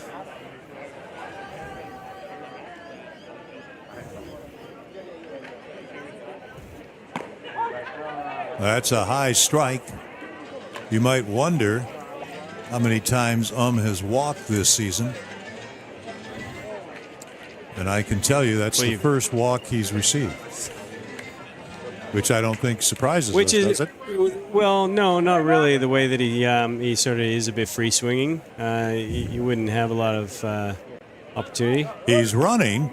The pitch down and away, a ball, and in safely at second base is Well, I wasn't sure what kind of speed Hyung-Chan had, but I think he showed off a little bit there. That throw from Perkins did sail up on him a little bit, but with a good jump. And surprising amount of speed there for a catcher. And you may ask, how many stolen bases has he had? That's his first. 2-1 count on Fritsch. Swing and a miss. And it's 2-2. Well, a chance here possibly for the Bandits to score for the second time here in the 4th inning. Again, they lead it 6-4.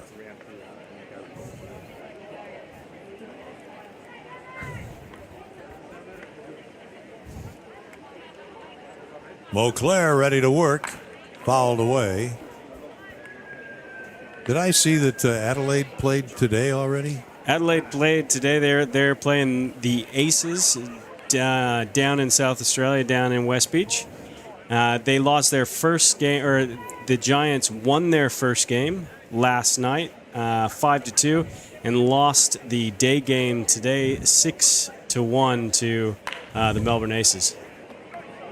Making the play, Acton, and he throws across in time to retire Fritsch. But without a hit, and 3 stolen bases with a couple of walks, the Bandits manufacture a run. So they get a tally here in the 4th, and through 4, they lead this contest 6-4. And this is, of course, Australian Baseball League action on Baseball Plus.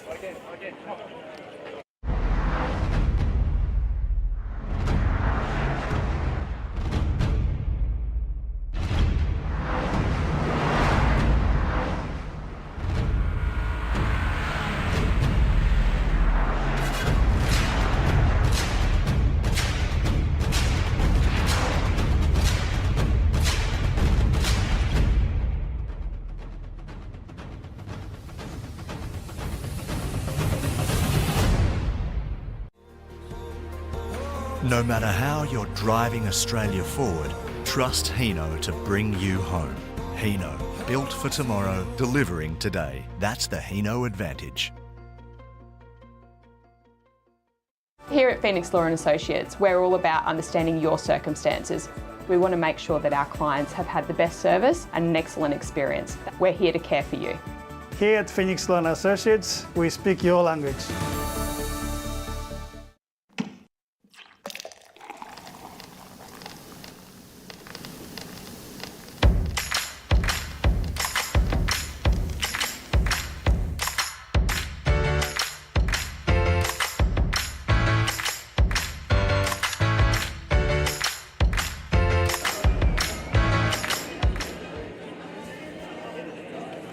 Vidicon Stadium in Brisbane, along with CJ Barnes.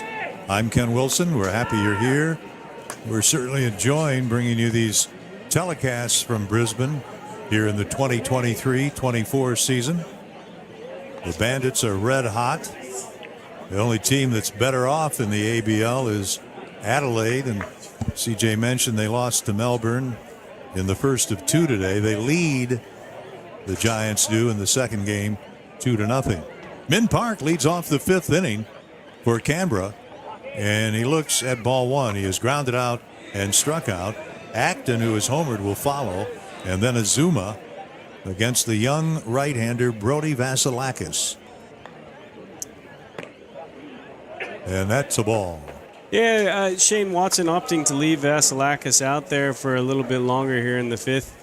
You got Sam Holland warming up in the bullpen. He looks like he is doing that with some urgency. So we might see Vasilakis face 1 or 2 batters here. Here's a looper down the line in right field. It'll fall, a base hit.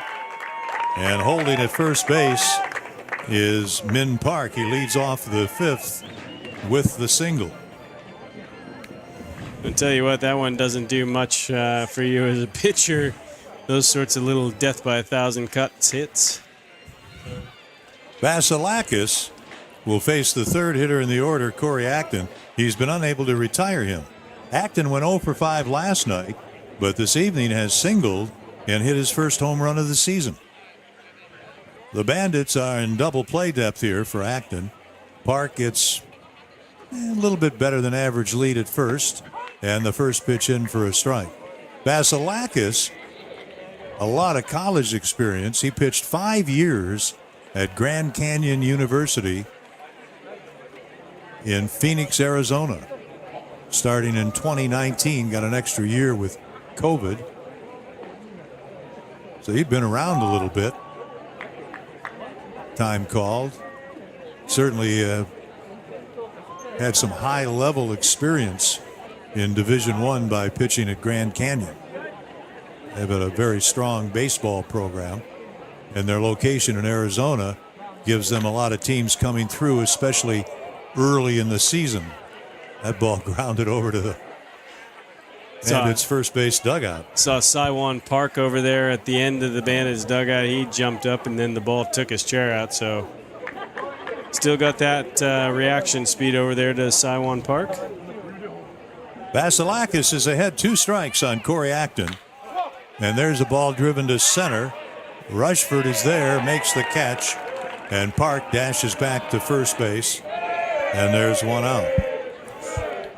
We mentioned Vasilakis playing at Grand Canyon. In the 5 seasons, he pitched in 73 games. Did not have a great ERA, 6.54, it looks like he's going to leave this game, and he's in a position to pick up a victory. So he'll depart, and we have ourselves a pitching change. Our call to the bullpen. And our call to the bullpen is brought to you by Ace Comms. Back at Vidicon Stadium after these messages.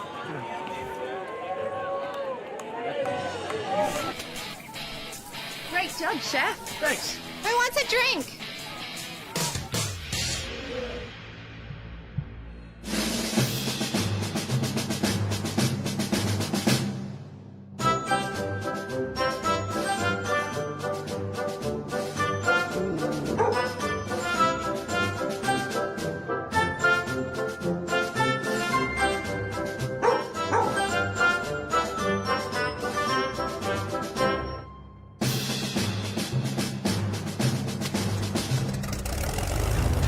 Let's go, Archer. Beers away. Thank you, Archer.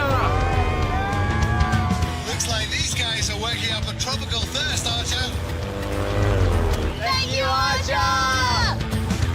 Beers to the beach. Thank you, Archer! They look thirsty down there in the outback, Archer. We'll all be. Thank you, Archer! Yeah!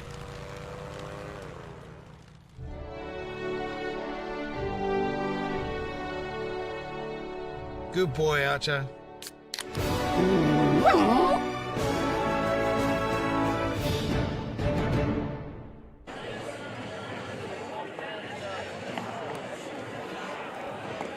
Well, the new pitcher is the veteran 29-year-old Sam Holland.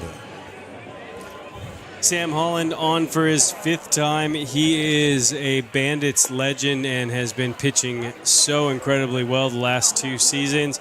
Little bump in the road his last game down in Melbourne. Gave up a couple of home runs, which is a rare occurrence for Holland, but does boast a 4.05 ERA in 6 2/3. That 4.05 inflated greatly by that rough outing down in Melbourne. Digging in for the Cavalry is their cleanup hitter, Junpei Azuma. Came in hitting .350. He has a couple of home runs and 11 RBIs in 12 games. He's 0 for 2 tonight. Runner at first and 1 out. And this pitch goes all the way to the backstop. So a wild pitch advances Park into scoring position. Not the ideal start for Sam Holland. He's usually very accurate. No walks so far this season. He's got 6 strikeouts, so expect a lot of weak contact or swings and misses from Sam Holland. Keep it down is pretty obvious when you're talking about Sam. And also when you're talking about Junpei Azuma as well. Ground ball cracked to Riley, over to Hall. Azuma is gone, and Park now is 90 feet away from the pay station with 2 outs. I'm not sure if Will Riley positioned himself there or listened to one of his coaches, but he didn't even have to move for that ground ball. He was in the perfect spot to be able to field it and make an easy throw. Robbie Perkins drove in 2 with a double last night. He has struck out and walked tonight. He's got a chance to bring in a run. Park at third with 2 outs here in the 5th, and that is strike 1. And this is what Sam Holland does so well, is he comes in tough situations and shuts the door. Like I said, a little bump in the road down in Melbourne, but that's an outlier more than it is the norm for Holland. And that's a ball, 1-1. Sinker, slider, keep it down. Sinker, slider, keep it down. Ground balls. That's right. He doesn't throw much that doesn't have a little bit of a bend to it, does Sam Holland?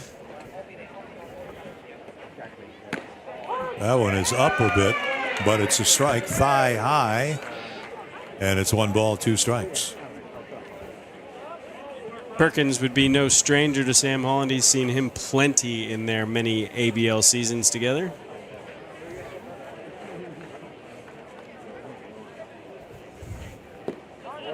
He starts to offer and checks his swing, and it's 2-2. We mentioned Cavalry in last place, 3-9. As a team, they're hitting .232. That's the fourth best team batting average. Their on-base percentage, .313, is fourth best in the league. And that one looked pretty good.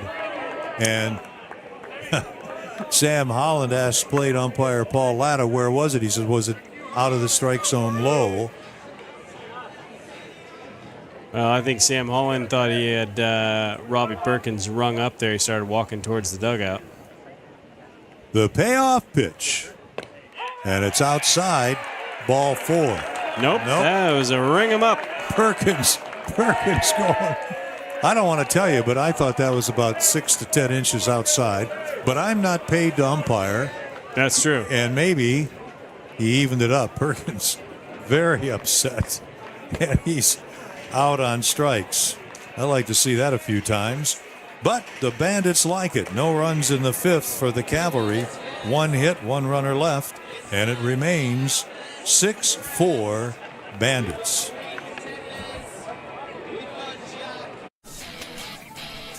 Great job, Chef. Thanks. Who wants a drink?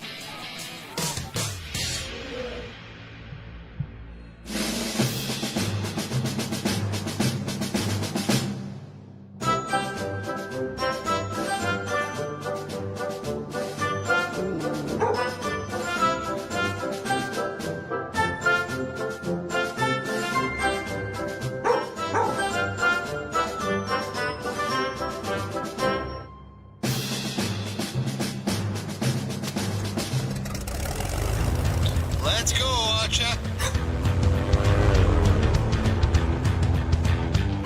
Beers away. Thank you, Archer. Looks like these guys are working up a tropical thirst, Archer. Thank you, Archer! Beers to the beach. Thank you, Archer! They look thirsty down there in the outback, Archer. We'll all be. Thank you, Archer! Yeah!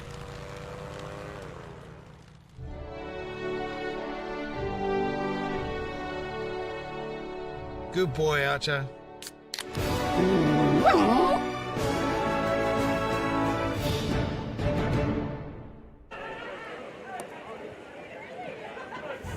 If you want to know about a tough business, think about umpiring baseball. As this crowd looks on this Friday night, enjoying the game. The last play, Robbie Perkins called out on strikes. I'll tell you, look, it's tough from that angle. I think it might have actually been low more than it was outside on the second look there. That might have caught the part of the plate, but yeah, Look at Perkins. Perkins was not pleased. But you know what? Robbie Perkins, consummate professional that he is, he contained himself and got himself right back behind the plate. So, I got to tip your hat to Robbie Perkins for keeping it together there. Mark Mauclair goes to work on Alex Skepton here in the fifth inning. Of course, when you're a catcher, you got to balance things out because you're gonna have some pitches when you're crouched behind the plate that you're going to ask for strikes. Not to mention, you can't really go off at the umpire and then go 5 minutes later and squat down in front of him either. That's just going to be very awkward. 2-0 on Skepton, who has struck out twice. He'll be followed by Soupy Campbell, who's having a big night, and then Ryan Boof Battaglia. 6 hits in this game for the Bandits. Swing and a miss. 2-1. Skepton was ready for something hard, and he got it. Might have been up out of the strike zone. Mark Mauclair. As I said, Mark Mauclair, a lot of strikeouts, 105 of them in the Frontier League in 2023. Another high, hard one. 2-2. But, and there's a but here, 105 strikeouts, that is impressive, but went along with 80 walks. Ooh, that hurts. That is not a good ratio. Fouled back. So Mark Mauclair giving Alex Skepton, the Bandits cleanup hitter, a steady diet of high fastballs.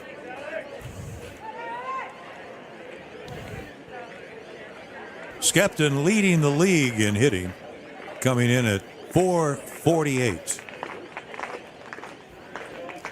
Not to mention a 1277 OPS.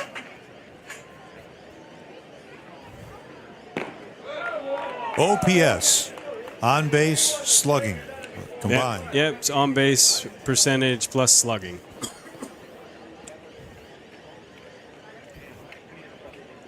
One of these games, we're going to start talking about all the new terminology in pitching.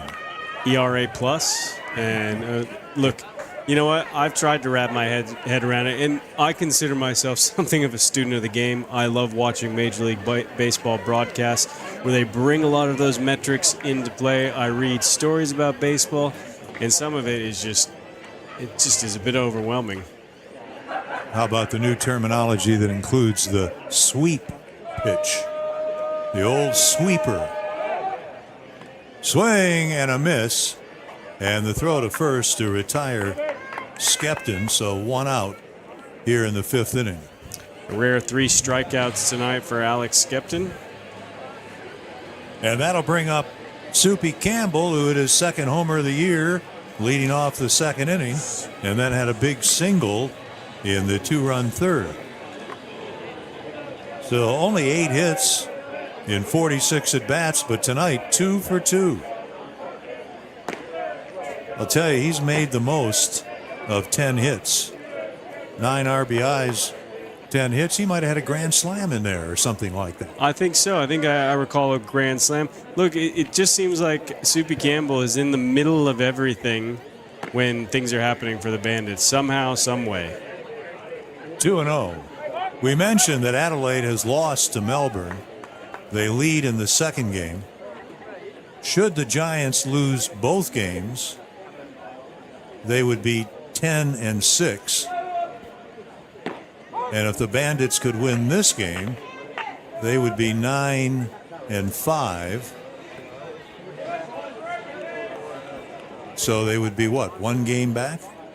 Something like that, yeah. Yeah, and you know, if you think of there being such a disparity between the Bandits and the Giants, but I mean, record-wise, no, yeah, you can argue that Adelaide has a bit more flash and panache with the way that they play ball, the way that they crank home runs, but you know, at the end of the day, record is king. It doesn't really matter how many home runs you hit. Swing and a miss.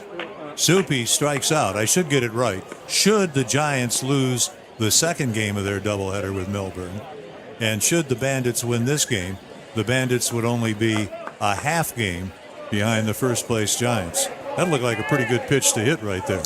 Yeah, look, I think what we're seeing from Mo Claire right now is after Sacco, it was a bit more of a finesse style pitcher. He did have a bit of velocity behind his fastball, but Mo Claire is throwing much harder at this point and just kind of has the Bandits off on their timing. 1 strike on Ryan Booth Battaglia, who is flied to left and driven home 2. That's how he greeted Mark Moclair in the in the third inning with a 2-run double in the third. And that made it 5-4. The Bandits added another tally in the fourth inning to make it 6-4.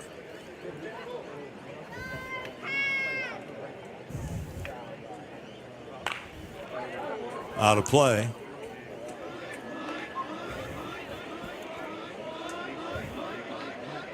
Well, since giving up that double to Battaglia,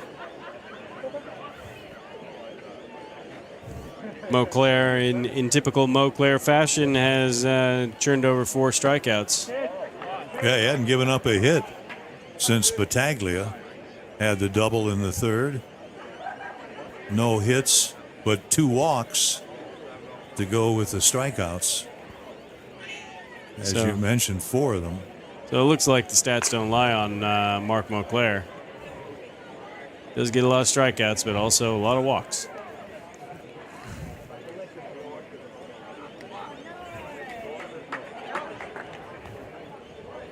I read he was from Newport News, Virginia, is Mark Mauclair.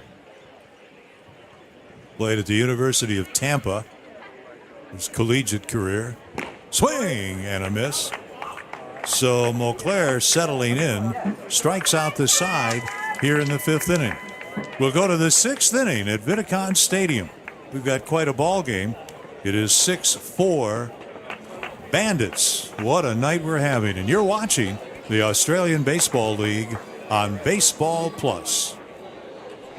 Welcome to Ace Comms, two-way radio and body-worn camera specialists. Ace Comms is proudly the Australian distributor for Motorola Solutions. Ace Comms was formed in 1988 in South Africa and has grown into a premier wireless communications technologies distributor. With a primary focus on Motorola Solutions, we also supply a wide variety of leading radio communications brands. We welcome the opportunity to discuss our partner network opportunity with you. Leverage off the high-demand wireless comms industry and let Ace Comms empower your business to grow.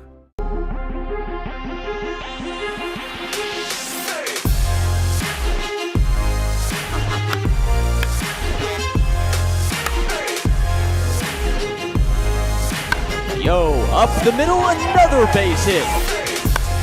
Last Sunday, now he banks one to right field. 2. Yo's back. At the track, he got it.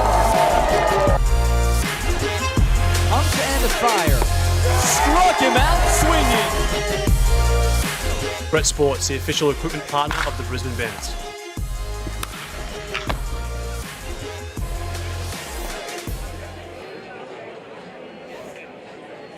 Ken Wilson along with C.J. Barnes and you. ABL action, Vidicon Stadium, Brisbane. The 6th inning about to unfold. Sam Holland is on the mound and Harry Fullerton will dig in at the plate. Fullerton, Barry, and Greer for the Cavalry here in the 6th inning. Holland in relief of Vasilakis. That's the pitch right there.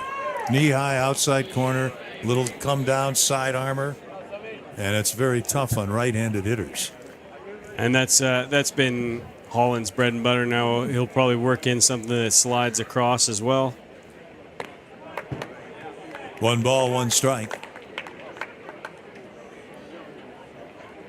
Yeah, Holland makes for a very uncomfortable at-bat for a righty.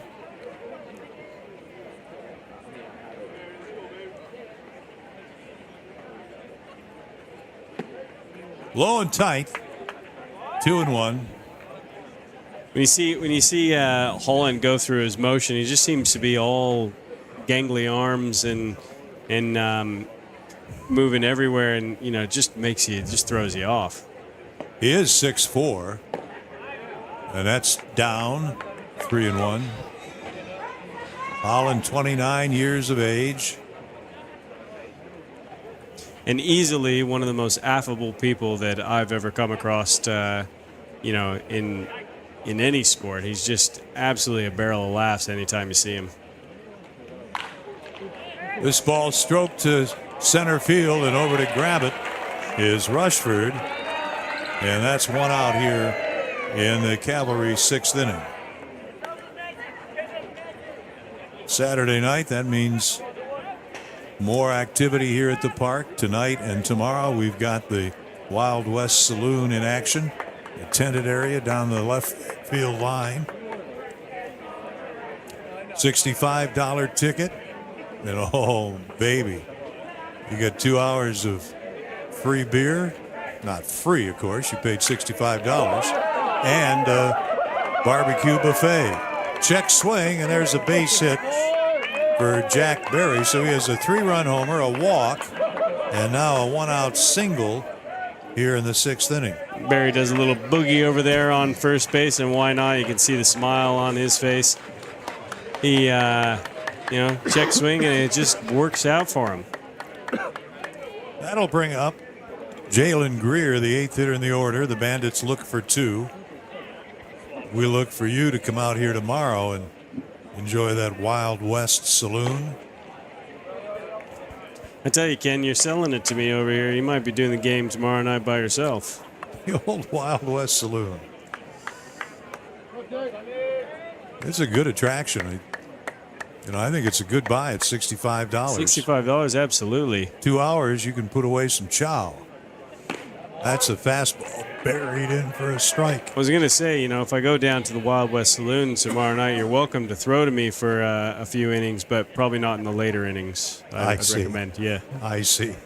Especially with the 2-hour beer package. Some of that delicious Archer Brewing beer. Here's the 1-1 pitch. Throw to first. Safe. Just barely back is Jack Berry. That was about as close. That snap throw from Hyung-Chan was about as on the money as it could be. It almost looked like Taden Hall swept his glove up, thinking Berry would be a little bit higher and not maybe sliding in with his feet. But yeah, that was a very close play. Jalen Greer, the 8th hitter, is 0 for 2 tonight. He takes it. You mentioned Archer Brewing, of course, right up here down the road on Newmarket Street. Right. Great place to go after the game. Enjoy a little beer here and there. And their beer house wasn't actually open last season, so we didn't get to enjoy it last season. They were, of course, brewing their Bandits beer, but now's the first time we get to actually go in and see that. Will Riley recovers, but not in time. That was a shot off the bat of Jalen Greer. Safe at second is Berry, and Greer is safe at first. I'll tell you, there might have been a bit of a miscue there from Taden Hall, a rare miscue as he is so good defensively. He was standing off the bag when Riley threw over. I think they had enough time to get Greer, but Hayden wasn't standing on the bag when he received the throw from Riley. Up or down on the play at second. For a hit? A hit? Oh, look. We're generous. Yeah, I'll give Greer a hit. I think that was hit very hard at Riley. He did a good job knocking it down. But as I said, the bigger error for me, I think, was the fact that Taden Hall wasn't actually standing on first base because they had time to get Greer. The batter is the 9th hitter in the order, Michael Campbell, 0 for 2. Great play back in the 4th on his ground ball, Pineda, at shortstop. And a great pickup on the throw to first by Hall. 2 on, 1 out. And this pitch is a strike at the knees. As such a, we talked about how tough Sam Holland is on righties. That pitch is tough on anybody. Don't care which side you're hitting them from.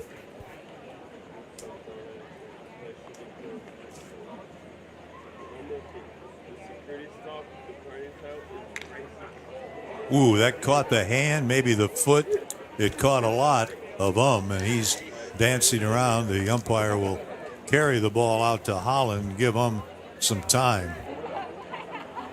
Let's take a look. Ooh.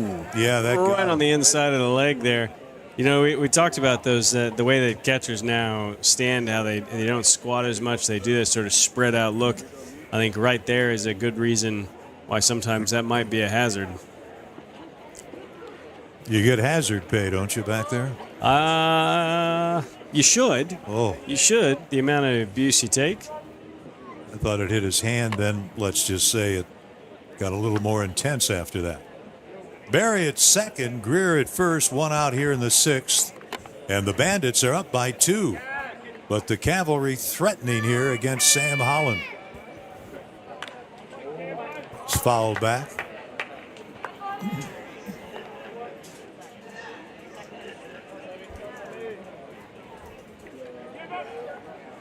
Holland in relief of Brody Vasilakis, who went the first 4 1/3, gave up 5 hits and 4 runs. Walked 2, struck out 5.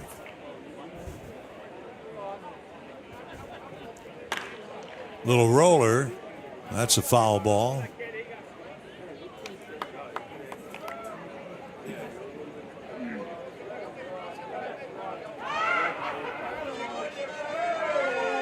Holland gets himself a new baseball, goes to the rosin bag. Trying to see what he can do here. He's got it where he wants it at 0-2. Andrew Moritz, the leadoff hitter, is on deck.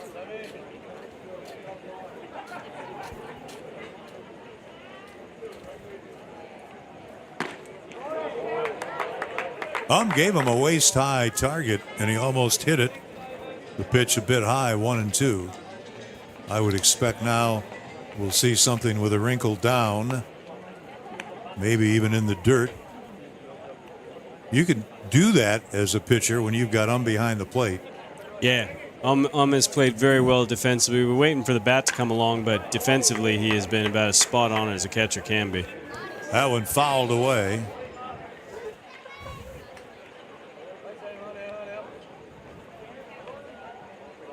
Holland, of course, had some experience with big league organizations.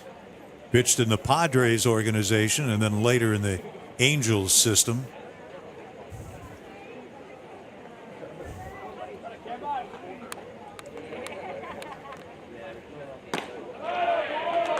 Michael Campbell takes a breath of relief. That fastball misses the inside corner. And the count even 2-2 with Barry at second, Greer at first, only one out here in the Canberra sixth inning. Yeah, that one just missed. Campbell not really too in on the plate, but from the angle that we had of the Robbie Perkins strikeout, it looked like it was in roughly the same spot. Bandits winning here last night, 6-5. They lead tonight, 6-4. Sixth inning. Cavalry threatening. That one goes over to the dugout and rebounds right out to the mound. I always see so many of the Bandits players, and definitely you can tell who the coaches are because they don't sit out there. But you see a lot of Bandits players sitting out along that past that first base barrier, and man, the amount of balls that fly over there. 2 balls, 2 strikes on the veteran Michael Campbell. Swing and a miss.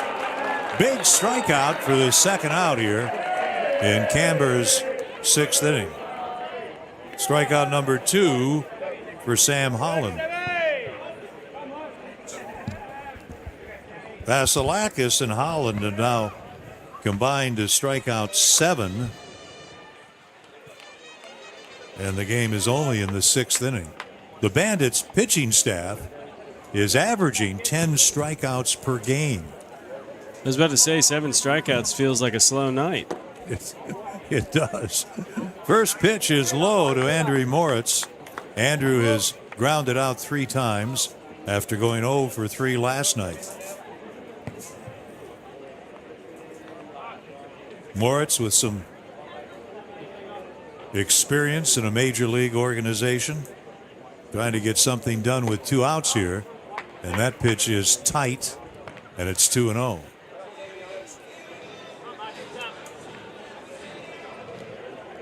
The Bandits pitching staff by far leading the league in strikeouts. I'm not sure what that proves other than the fact there have been a lot of strikeouts. Well, when you got a team that's punching a lot of guys out, getting a lot of outs, just in general, not giving up a lot, it takes a lot of pressure off a offense that's trying to find their footing. So in many ways, those strikeouts are indicative of a team that is sort of positioned to make a jump, and that's what the Bandits have done the past couple series. 2-1 on Moritz. That one doesn't miss by much. And it's 3-1, so Moritz has himself a good situation here. Runners at first and second, 2 down. Cavalry trailing by a pair. And if you like strikeouts, I think the guy we're going to see out of the Bandits bullpen next is Sam Gardner, and that is something that Sam Gardner enjoys doing, is striking people out. Holland has faced 6 hitters, 2 strikeouts, 2 singles, a ground out, and a flyout. Swing and a miss. That was a fun pitch there.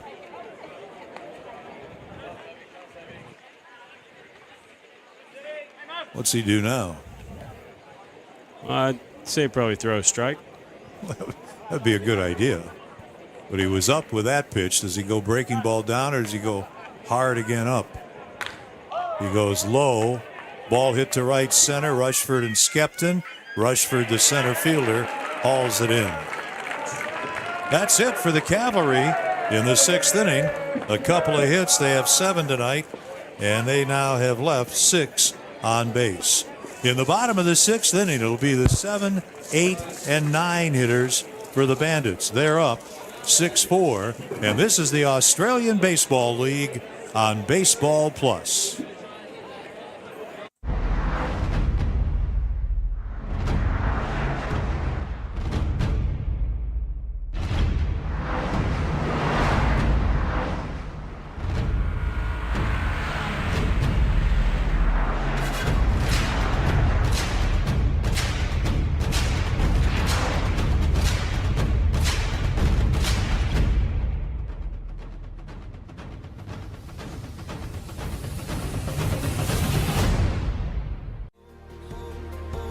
No matter how you're driving Australia forward, trust Hino to bring you home. Hino, built for tomorrow, delivering today. That's the Hino advantage. Here at Phoenix Law & Associates, we're all about understanding your circumstances. We want to make sure that our clients have had the best service and an excellent experience. We're here to care for you. Here at Phoenix Law & Associates, we speak your language.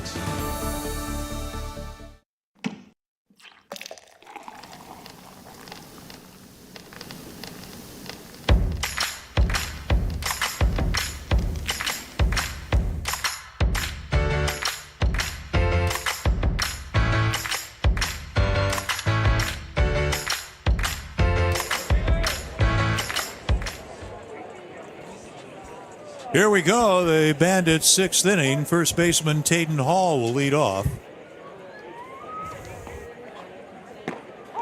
He takes a fastball for a strike. I was telling you a story back in the 3rd inning about Tayden Hall, and I've made a note to finish the story here. Only problem, folks, I can't remember the story. But otherwise, that's good. You can't remember everything. 2 quick strikes on Tayden Hall. Now I'm trying to remember the story again. Even I'm struggling. Seems like so long ago. Yeah, it was a long time ago. Swing and a miss. And he's not giving me a chance to tell the story anyway, so maybe the next time. So that's 4 straight strikeouts for Mark Beauclair, and that'll bring up Milo Rushford. Rushford has walked twice, stolen 2 bases, and scored twice. Speed, speed, speed. Aggressiveness. It pays. This ball looped to left, and that'll fall in front of Fullerton. It's a base hit. So Milo Rushford has his 10th hit of the season. He welcomes that. It comes with 1 out here in the 6th inning. Yeah, it's good to see those bats starting to work. Tayden Hall, I said last night, he's just seems to be having some really frustrating at-bats, maybe pushing a little hard, but Milo Rushford kind of starting to settle in a little bit. We're seeing a trend upward. Be good to get them going. The 26-year-old reliever faces Will Riley. Riley takes it high, ball 1. Beauclair pitched at the University of Tampa. That's Division II back in 2016, 2017, and 2018, and then he signed with the Houston Astros. That's high, 2-0. And did what many minor leaguers do. He traveled a bit. Played in the New York Penn League with Tri-City, played in the Midwest League with Quad Cities, played in the Carolina League with Fayetteville, the Sally League with Asheville, the Texas League with Corpus Christi. High again. And then to independent ball, Frontier League in 2022 with Lake Erie. That's a team in suburban Cleveland. And this past summer, the Sussex County Miners in the Frontier League. 4 pitches, and he walks Will Riley, and that'll push Rushford ahead to second base. So 2 on, and only 1 out, and the top of Shane Watson's order here in the 6th inning. And this could spell trouble for Mo Claire if he starts maybe losing a bit of that control that we saw led to 4 straight strikeouts, especially at the top of this order. Pineda's been hot. Has put good wood on the ball, and Dermot Fritsch has been absolute menace to opposing pitching. So Moclair has walked 3, and this one fouled back by Pineda. Along with his 3 walks, he has struck out 6, and CJ has well chronicled that he's a pitcher who seems to get lots of strikeouts and lots of walks.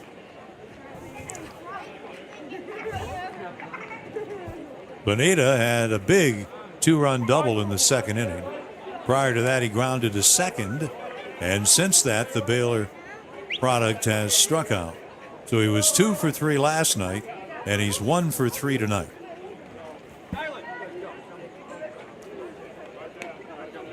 The Bandits have not had a hit since the 3rd inning, and that was Battaglia's 2-run double. That was the first hitter that Mark Moclair faced. That again was in the 3rd inning. We're in the 6th inning. He has not given up a hit since, until the base hit here in the 6th inning, which is the 7th hit for the Bandits. The Cavalry has also had 7 hits in this contest. 1 ball, 2 strikes.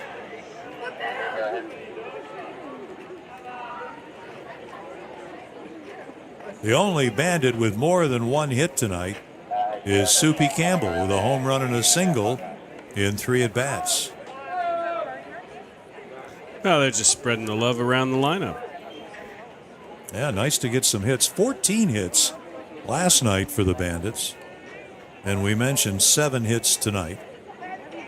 Most importantly, 6 runs last night. And again, 6 runs this evening. That just drops out. The bottom drops out, and Pineda will head back to the dugout. Strikeout number 7 for Moclair. And that is out number 2 in the inning. And the batter is Hee-Young Chan who has doubled, fly to right, and walked. That one looked like a bit of a split finger there. You know, for these guys who have good high velocity, they seem to favor that splitter as their break and pitch. Fastball slammed to left center. Way back, way back. It is out of here. Oh, baby. Puts a charge into that. His 2nd home run of the season. This is a 3-run shot, and it gives the Bandits a huge 9-4 lead. Couldn't feel any better for the young fella if I tried. That was absolutely tattooed, no doubt at all. Andrew Moritz sort of drifted back like he was going to give it a try, but no hope. That one was just gone off the bat. Moritz knew it, Moclair knew it as well as soon as he let go of it. Here is Dermot Fritsch, who'd like to join the party. He's 0 for 3, and the fastball high.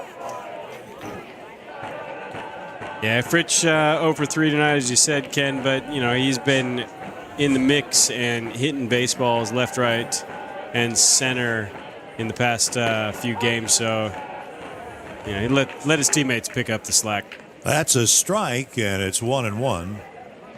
So the Bandits with home runs from Campbell and the Cavalry with home runs from Barry and Acton. 2 high, 2-1.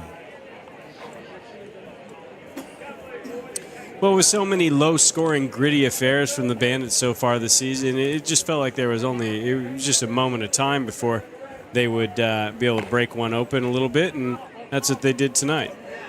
3-1, and they have fresh arms in the bullpen. So the situation looks pretty rosy. Does indeed, and as I said, I think we're going to be seeing Sam Gardner coming out here for the 7th inning for the Bandits. And that's a strike. He's proven to be a very, very tough customer for opposing batters.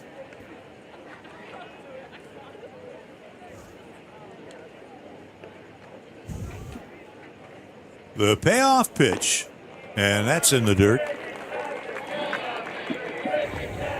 Second walk in the inning given up by Mauclair. And the 4th walk overall. Again, we say he struck out 7. So the Cavalry pitchers, Secco and Mauclair, have struck out 9. Vasilakis and Holland have struck out 7 for Brisbane. And here is Alex Skepton. Hard to believe, but he has struck out 3 times tonight. The league's leading hitter. Ball 1. That's the way the cookie crumbles sometimes, Ken. You have off nights, and that's just what Alex Skepton is doing tonight. And I think Bandits fans will take the 2-run home run tonight if he's going to have an off night tonight. Here's a ground ball rolled to short. Park goes a long way and throws it away. Fritsch will go on to third. Safe at first is Skepton. And that'll be an error charged to the shortstop, Min Park. I'm not sure that a good throw would have gotten him. No, Skepton, as we said before, surprising amount of speed for a guy who is quite bulky and muscular. But yeah, he was motoring down there, and you got to like that kind of hustle out of a young kid. And that'll do it for Mark Mauclair. You're scoring, I don't think you can assume the out. So it'll be an error charge to the shortstop. Campbell is due up. We get a pitching change. And of course, our call to the bullpen, as always, brought to you by Ace Comms. And we'll return to the ballpark in just a moment. Welcome to Ace Comms, two-way radio and body-worn camera specialists. Ace Comms is proudly the Australian distributor for Motorola Solutions. Ace Comms was formed in 1988 in South Africa and has grown into a premier wireless communications technologies distributor. With a primary focus on Motorola Solutions, we also supply a wide variety of leading radio communications brands. We welcome the opportunity to discuss our partner network opportunity with you.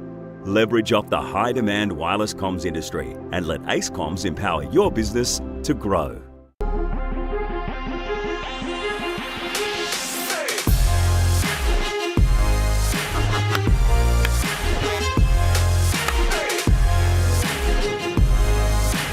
Yo, up the middle, another base hit. Last Sunday, now he banks one to right field. 2. Yo's back. At the track, he got it. Pumped and a fire. Struck him out swinging. Brett Sports, the official equipment partner of the Brisbane Bandits.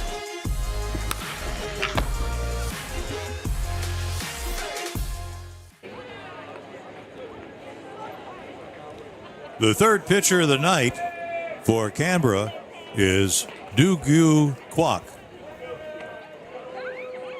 We saw Kwok in last night's game. He's on for the 6th time now, 7 1/3 innings pitched. He has given up 3 earned runs, a couple of strikeouts, a couple of walks. Sacco, Mauclair, and now Kwok. Campbell, 2 hits, a strikeout. He has taken ball 1. Swing and a foul ball, 1-1. Campbell belted his 2nd home run of the season, leading off back in the 2nd. Had a single and scored in the 3rd, and then fanned last inning. Campbell, a bit of an enigma because, he's hitting 174, well below the fabled Mendoza line, yet he just seems to always be getting hits in the right spots. In the dirt, blocked by Perkins. You've got Fritsch at third, Skepton at first. 3 runs in thanks to a 3-run homer. But the Bandits maybe not done yet here in the 6th inning. 2 down, 2 on. Throw to first. Skepton is back easily. Boy, the Bandits are hot, aren't they? they're really just playing great baseball right now. You know, the home runs aside, they're eking out wins, and so when you get a bit of a night like tonight where they're hitting the ball with a bit more authority, yeah, you take those days and really start to enjoy them. Breaking pitch fools Campbell, and it's 2-2. If the Bandits can hold on to win, they'll have won 3 in a row, 7 of 8, and 8 of 10, and be right on the heels of the league-leading Adelaide Giants. And this was a series I think that the Bandits looked at and they thought if they could take advantage of, the way Canberra has been scuffling a little bit, that they might be able to really solidify themselves in that ranking. Greer throws to Ozuma to retire Campbell, and that'll do it. But not before the Bandits strike for 3 on a home run by here in the 6th inning. We move to the 7th, and it is all Brisbane 9-4.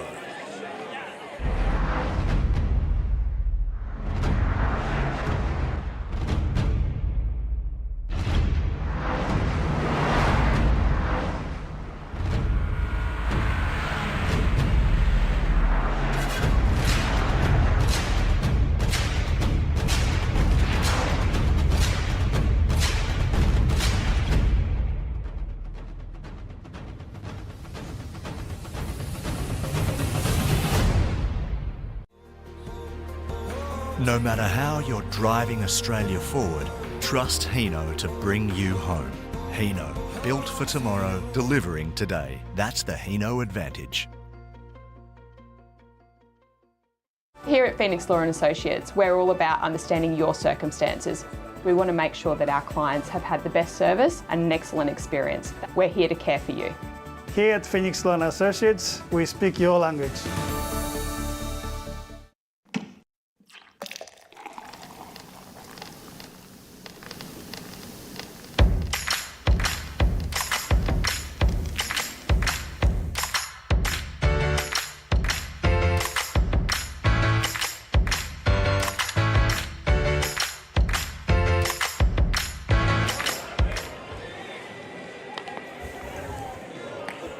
Nice to have you here at the ballpark. New pitcher, the legendary Sam Strikeout Gardner, comes in. He is the 3rd hurler for the Bandits tonight. Well, when you say his nickname is Strikeout, you're not wrong. If you're a fan of the strikeout, this is the guy to watch. 18 strikeouts so far this season, only 7 1/3 innings pitched. He went for a streak at the start of the season. 12 batters he faced, 12 batters sat down on strikes.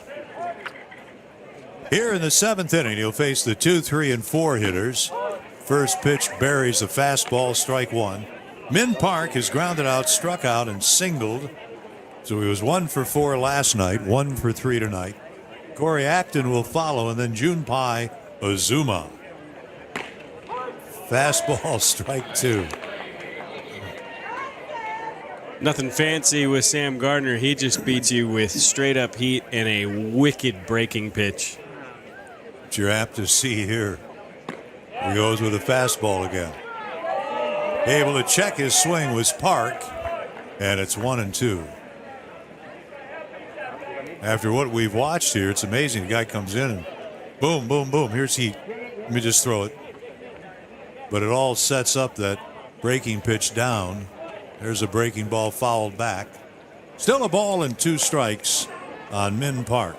And it's such an effective strategy from Shane Watson and Michael O'Neill to bring in Gardner here after facing Holland. Holland throws at a decent clip, but he's more finesse.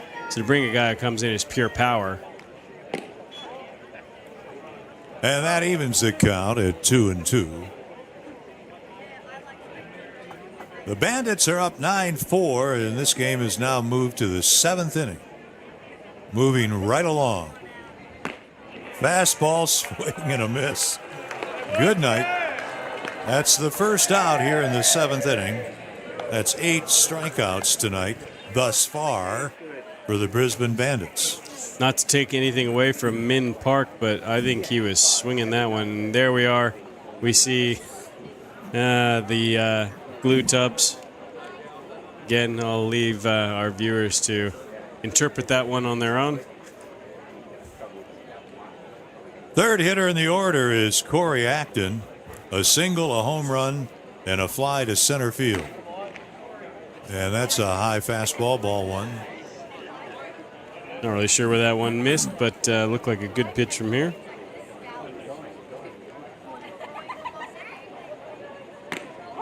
There's a little breaking ball in for a strike, 1-1.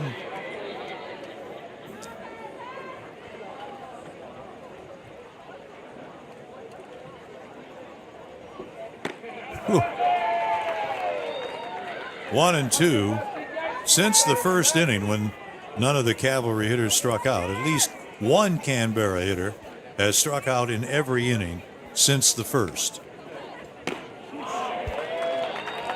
You hear that pop of glove behind the plate, and that's 2 up and 2 down via the strikeout. And Acton was looking back at Gardner like, what are you doing, dude? That is just pure gas. Gardner now will face Junpai Azuma, who had a double in 4 tries last night, and he's 0 for 3 tonight. Coming into this series red hot with a bat, swing and a miss. The movement on that breaking pitch from Sam Gardner is just astounding. How sharp, how fast, how much drop he gets. I mean, Junpai Azuma, who's a great hitter, that's 2 silly swings that he caught on 2 pitches from Azuma. Looks like he's trying to catch butterflies. The 22-year-old from Japan trying to do something with 2 outs, and the base is empty here in the 7th inning. It's just a piece of that. I think that was a panic hack there from Junpai Azuma, just trying to get something on the ball so he doesn't swing and miss.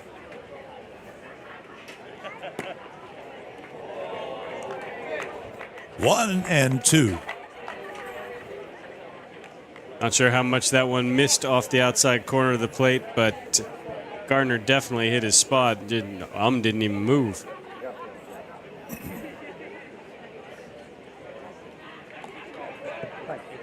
All the way to the backstop, and the count on Azuma is 2-2. 2 outs, nobody on, 7th inning.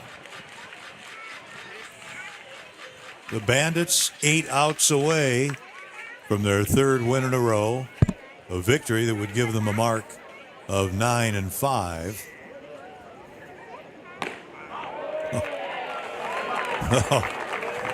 I don't mean to laugh, but oh baby. 1, 2, 3 strikeouts for Gardner, and that's 10 strikeouts by the Brisbane Bandits pitching staff tonight, and that is what their season average is, 10 Ks a game. To the bottom of the 7th, all Bandits 9-4. Great job, Chef. Thanks. Who wants a drink?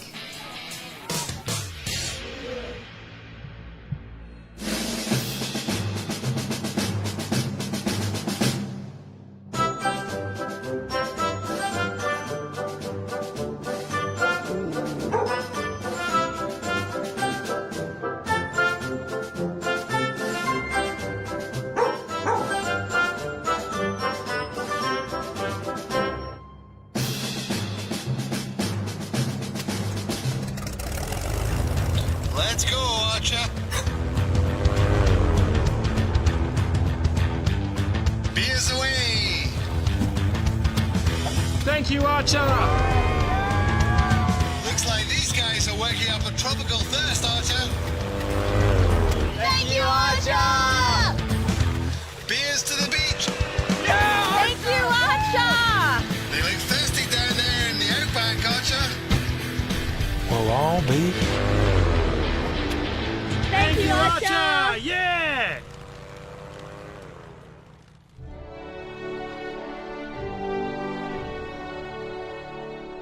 Good boy, Archer.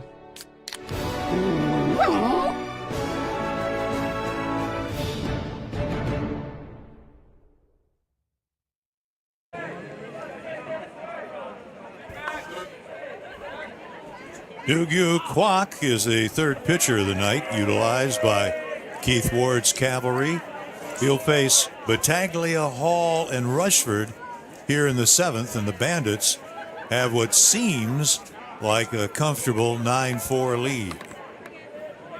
Battaglia tonight is the DH. He takes ball one. He had a big two-run double to left field back in the third inning.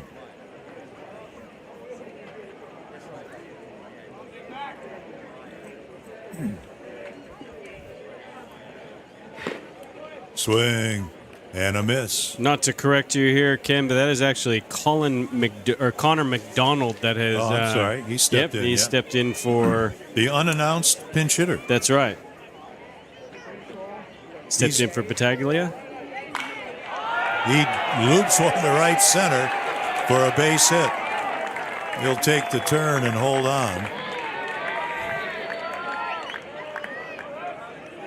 So that is hit number 9 for the Bandits tonight. We're going to see Connor McDonald on the hill in the first game tomorrow. So he pinch hits for the DH. And here is Tayden Hall. He takes a strike. Talking with Tayden before the game, I said, "You remember that hit last night?" And when you're a granddad, somebody's going to ask you, "Do you have any funny moments or stories you can tell us about your career?" And you can tell them about the summer you spent in Australia and picked up your first RBI of the season on a ball that didn't go more than 5 feet. And you could say, "I came in the bottom of the ninth, bases loaded, hit the ball maybe 5 or 10 feet, had the game-winning hit." Doesn't get much stranger than that. Now he's hit by a pitch. That'll move McDonald down to second base. And they're 2 on with nobody out. Breaking pitch there from Kwok that didn't just break much at all. Now the Bandits are in business with runners on first and second. Here is Rushford. Milo is walked twice, singled. He scored 3 of the 9 runs. Connor McDonald at second, Tayden Hall at first. There's ball 1. I asked McDonald the other day if he missed hitting. He said, "Well, I really do." He said, "I like that everyday hitting, but I'm getting pretty comfortable as a pitcher." Kind of nice of them in this game to let him get out there and swing the bat. Swing and a miss. Breaking pitch from Kwok. And the way that he swung the bat there in that at-bat, you would have to say we wouldn't mind seeing a bit more of Connor McDonald at the plate. Yeah. However, he has been outstanding as a pitcher. 2 on, nobody out in the seventh, and it's a strike called on Milo Rushford.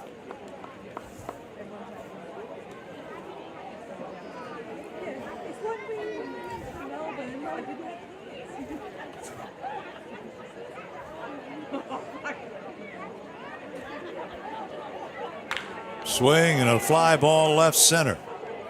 The left fielder Fullerton, the center fielder there, and Fullerton makes the catch as the runners hold, and that's the first out in the inning, and it'll bring up Will Riley.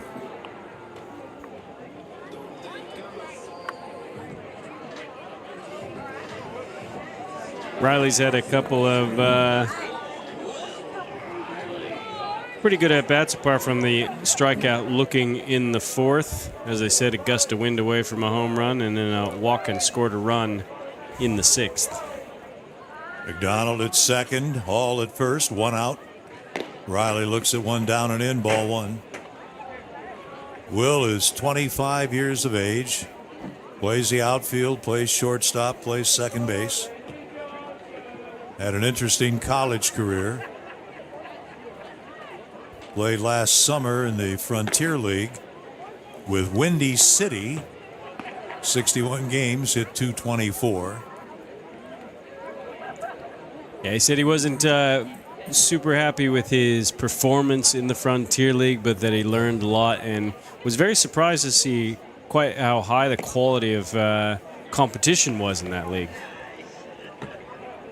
Frontier League, like a lot of the other top independent leagues, takes some players that have had pretty good college careers, gone undrafted. Other players who get drafted play a couple of years in the minors and then end up in the Frontier League. There's a walk to Riley, and that'll load him up. Will is an example of a college product who did not get drafted out of the University of Oregon, so he ended up in the Frontier League. Now we'll get a conference on the mound. Kwok, we talked about him last night when he was in the game, wearing the Bermuda shorts with the black tights. Last night had orange socks, but of course they have a different uniform tonight, wearing the black pull-up socks. What throws me for a loop, and no judgment here, this is a judgment-free zone, is the rolling of the pants up to create that sort of little sort of bulge around the top of the leg. You think he's rolled? There's not much there rolled, I'll tell you that. No, but let's say this. If you tried to take that roll and stretch it all the way to the ankle, got no chance. Look, they may not be. They may be, just below the knee length, but he's got them rolled up underneath, and very interesting look. A modest assessment. The first pitch to Pineda is a ball. He is grounded out, doubled in 2 in the second inning, and struck out twice since. Runners at first, second, and third. And that's a strike. So a good RBI situation for Pineda, who has 3 RBIs this season. Hitting in the high 200s, came in at 281.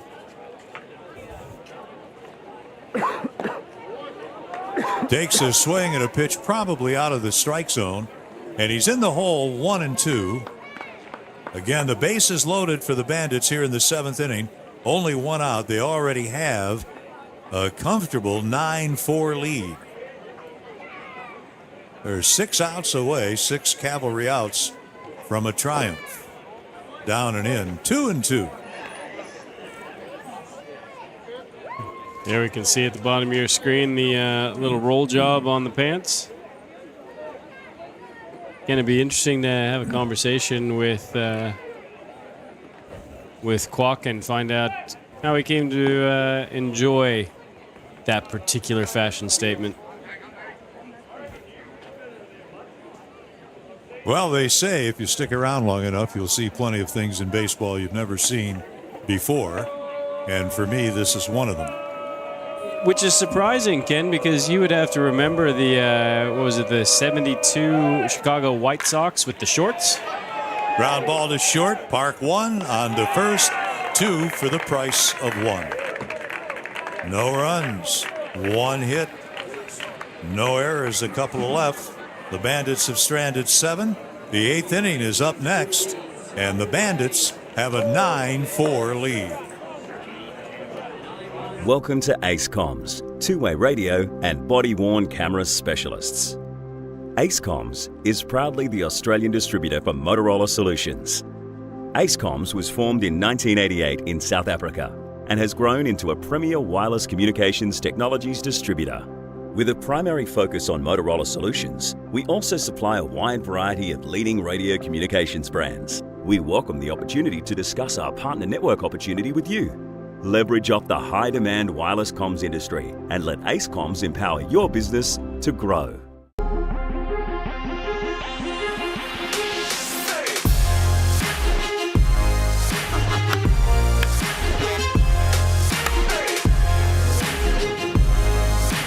Yo, up the middle, another base hit. Last Sunday, now he banks one to right field. 2.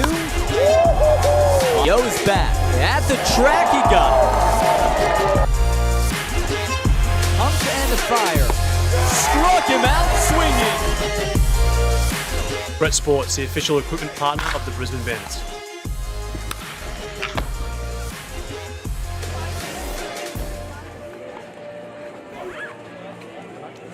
9-4 is the score. The Bandits on top of the Canberra Cavalry. They're down to their final 6 outs and facing Sam Gardner in relief of Brody Vasilakis and Sam Holland. It'll be Perkins, Fullerton, and Barry here in the 8th inning. Canberra down to their final 6 outs. Gardner fanned all 3 faced in the 7th, and there's ball 1. We talk about everything that goes on here at the ballpark. Great, if you'd like to have a Bandits hat, t-shirt, jersey top, they've got it for you. A lot of full hammer gear here at the ballpark at the merchandise stand. Second baseman makes the catch. That is Riley, and there's one down here in the 8th inning. So when you come out to the game, and we hope you'll be here tomorrow, we've got a pair starting at 2:30 that you'll go by the merchandise store and take a look at all that latest full hammer Bandits gear. A lot of good looking items. They've got some really good stuff, and these uniforms that we're seeing this year, they're wearing them tonight. The yellow jerseys with the blue writing has the Brisbane cityscape above the Bandits, or the Brisbane logo on the front, and for my money, it looks fantastic. They also got some really cool BNE hats, and I have my eye on one of those as well. So yeah, some really cool gear this year.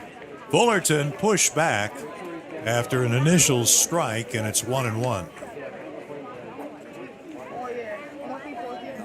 Our producer, Josh Hale, he loves to collect himself some Bandits gear every year, so I think he was pretty excited about seeing some of the new stuff that's showing up. I can't imagine why not. Good looking items. Fullerton is 1 for 3. He's up with 1 out, nobody on, and he fouls this one straight back to the screen. Gardner was his usual dominant self his first inning of work. 3 strikeouts in a row. Got the fly out to start off this inning. So it looks like Canberra might have started to time him up a little bit, but not enough. The high, hard one. So he's faced 5 and struck out 4. And that's 11 strikeouts by the 3 Bandits pitchers tonight. We mentioned earlier the team is averaging just about 10 strikeouts a game. And that's really not all that surprising. Here's a swing and a miss on a breaking ball in the dirt. 1 strike on Barry. Major League Baseball has seen a fairly extensive increase in strikeouts. Back in 2000 in the big leagues, there was an average of less than 7 strikeouts a game. Now it averages at about 9 strikeouts a game. And I've seen some interesting, I've seen some interesting sort of theories and some articles on why that is. And one that I actually quite liked was this concept that hitting now has changed a lot. That the way that hitters are instructed changes a lot. And you look at a guy, I think we mentioned it last night, like Kyle Schwarber, who hits 174 for the season, but has 43 home runs, a whole boatload of walks. And that on-base percentage, they stop looking at those common metrics that we're so used to, average, hits, things like that, and they're starting to look at, on-base percentage, home runs, run generation, that all of a sudden the theory behind hitting changes itself a little bit. They swing from the heels in the modern era. 6 up, 6 down against Sam Gardner, and he has struck out 5. The Bandits will come up here in the 8th inning, and they control this game 9-4.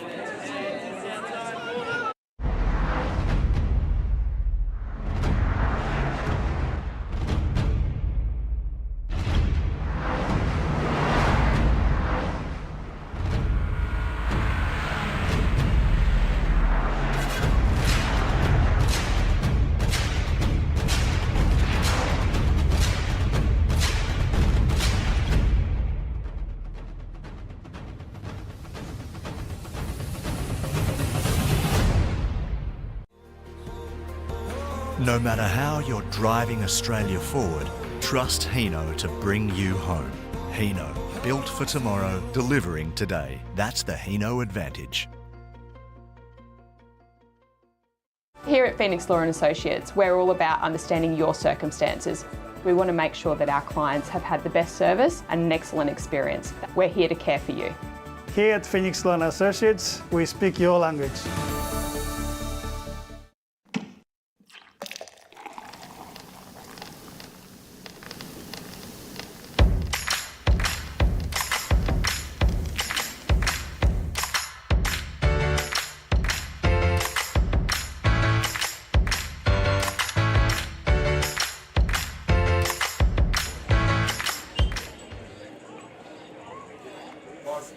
We have seen 7 pitchers in the game tonight, and we're going to look now at the 4th Canberra Cavalry pitcher. Our call to the bullpen brought to you by Ace Comms. This is the right-hander Tom Stancic. Stancic, only 19 years old, from New South Wales. He pitched for Sydney last year, only a couple of games. Threw a couple of innings, gave up a walk, had 2 strikeouts. This season, he's on for the 3rd time.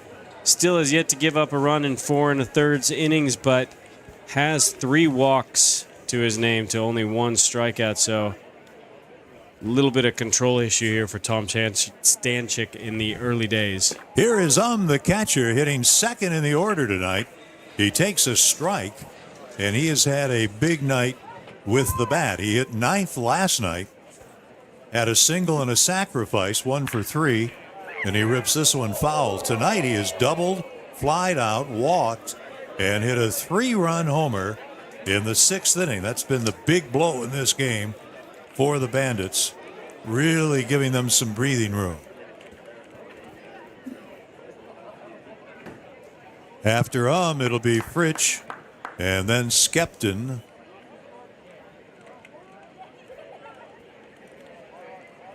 Tonight has had his first walk of the season, his first stolen base, and he's up there with a 1-2 count. It's good to see bat starting to come around. We've lauded his defense quite a bit over the past couple series, but to see that bat start to come alive is going to be a big boon to the Bandits. A swing and a miss, and the throw to first retires How many strikeouts have we seen tonight that ended with the catcher to the first baseman? Quite a few. You might see, what, 1 a game? If that.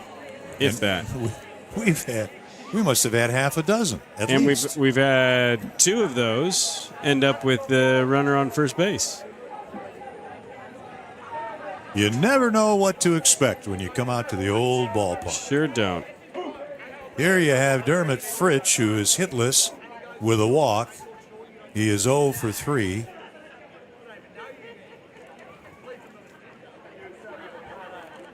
Coming into the game with a 5-game hitting streak. So if he's going to extend that, he's going to have to do it here. That's up and in all the way to the backstop. And it's 2-0. In the top of the 9th inning, the Canberra Cavalry will have the 8, 9, and 1 hitters. Greer, Campbell, and Moritz. We're not seeing any action in the Bandits bullpen either, so it looks like it'll be Sam Gardner's inning. 2 balls and a strike. Which is not necessarily a bad thing for Bandits fans. Oh, Gardner has been his usual self in his first 2 innings of work.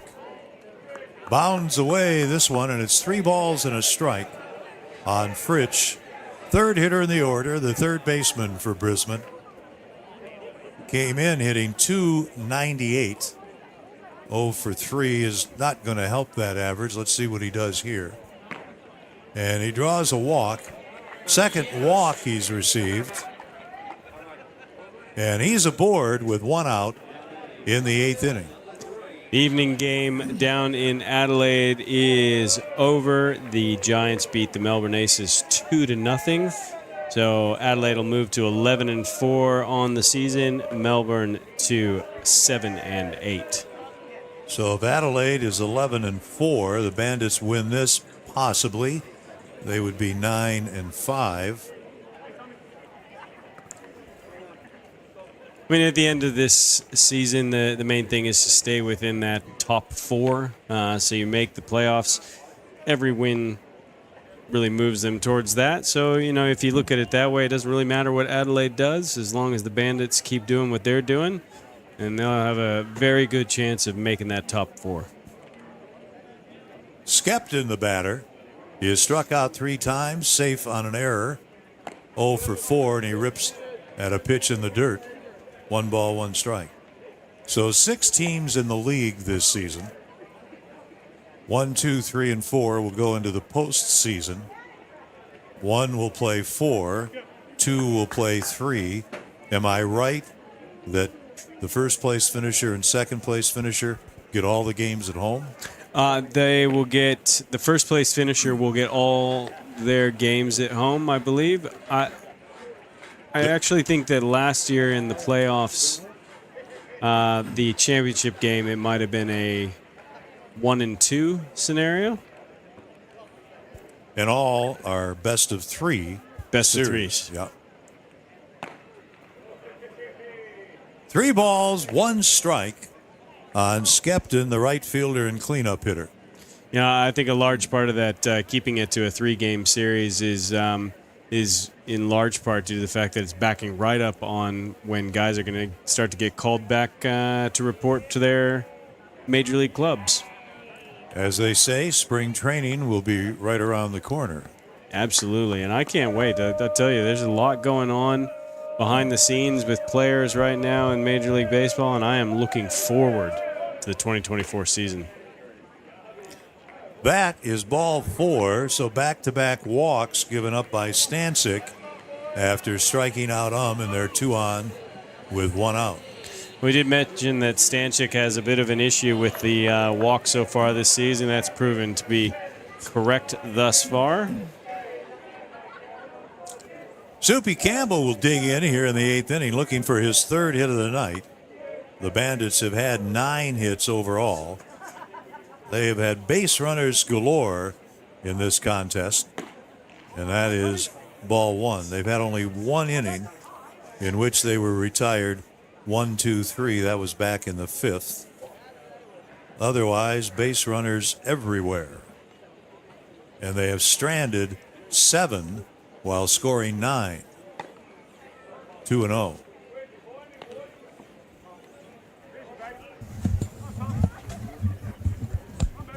On the other side of the ledger, the Cavalry have had 7 hits and left 6. 9-4 Brisbane. Up and in. 3-0 on Soupy Campbell. The DH, Connor McDonald, is on deck.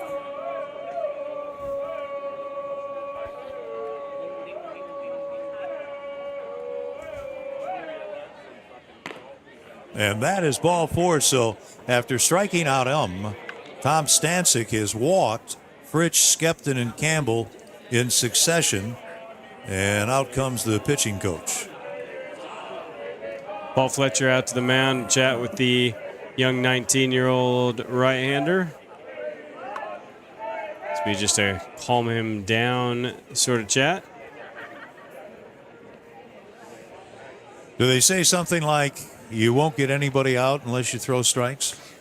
Look, I would like to think he's probably a bit more diplomatic than that, although that might get a chuckle out of the young kid. And, the biggest thing you can do sometimes is make a guy laugh, sort of take that edge off. But, Paul Fletcher seems to have a little bit of a smile on his face, so he may be thinking that, the kid's all right. Here is Connor McDonald, who pinch hit for the DH Ryan Battaglia, leading off last inning, and he singled. Of course, he was a first baseman for most of his career.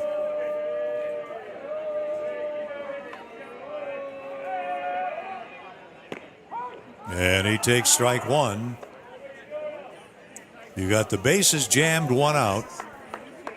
Cavalry looking for a double play ball here.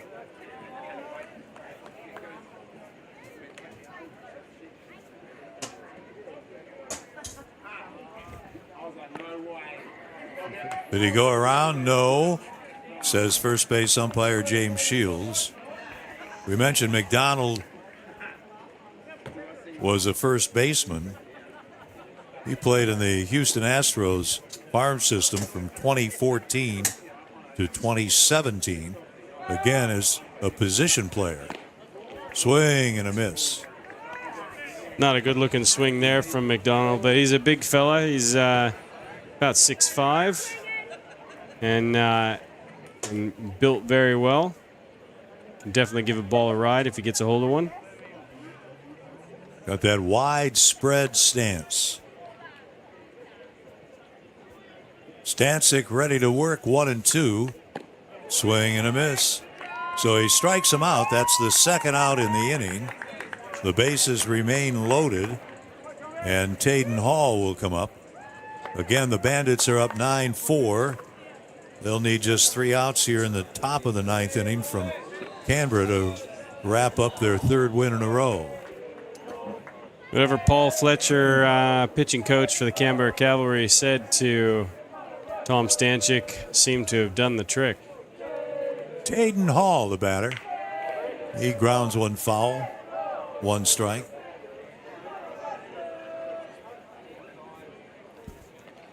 Hall's dad played 9 seasons in the major leagues.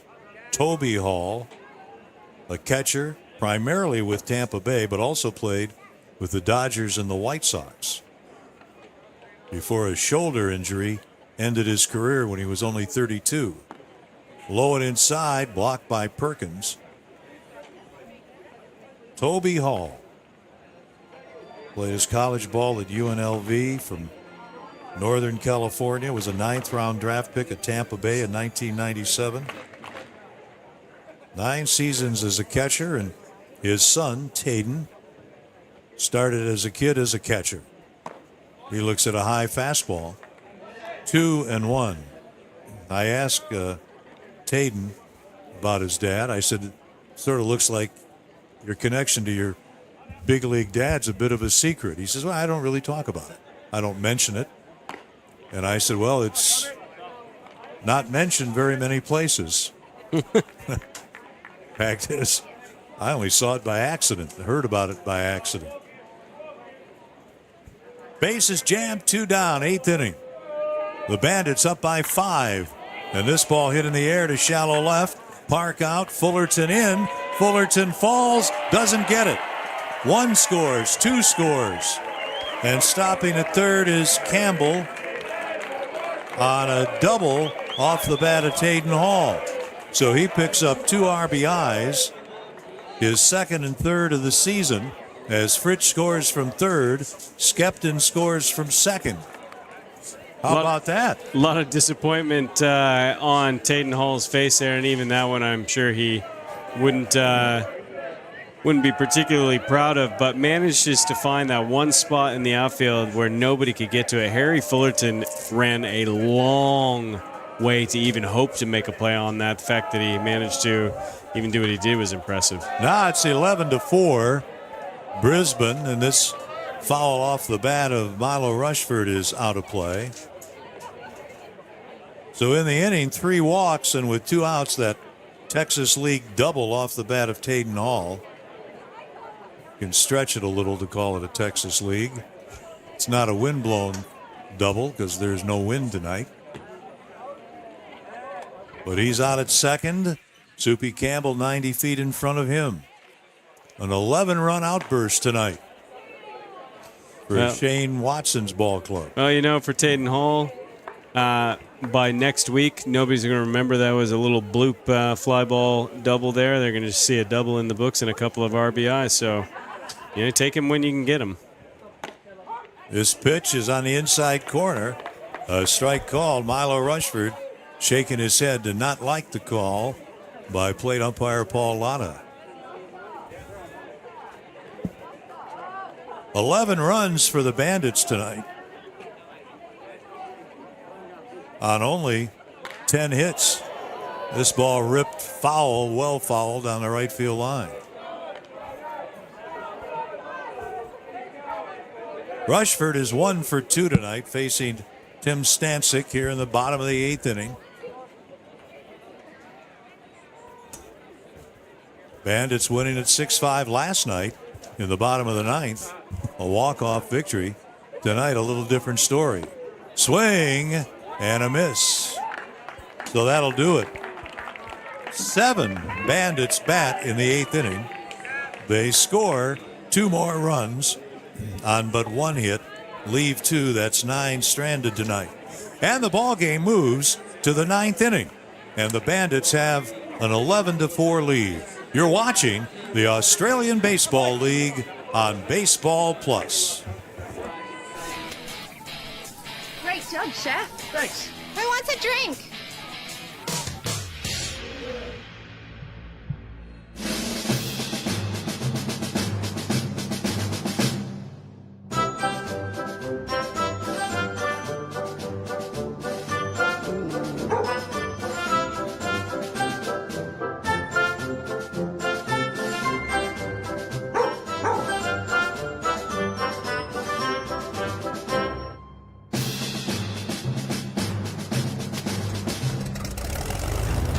Let's go, Archer.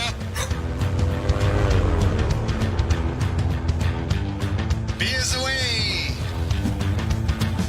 Thank you, Archer. Looks like these guys are working up a tropical thirst, Archer. Thank you, Archer! Beers to the beach. Thank you, Archer! They look thirsty down there in the outback, Archer. We'll all be. Thank you, Archer! Yeah!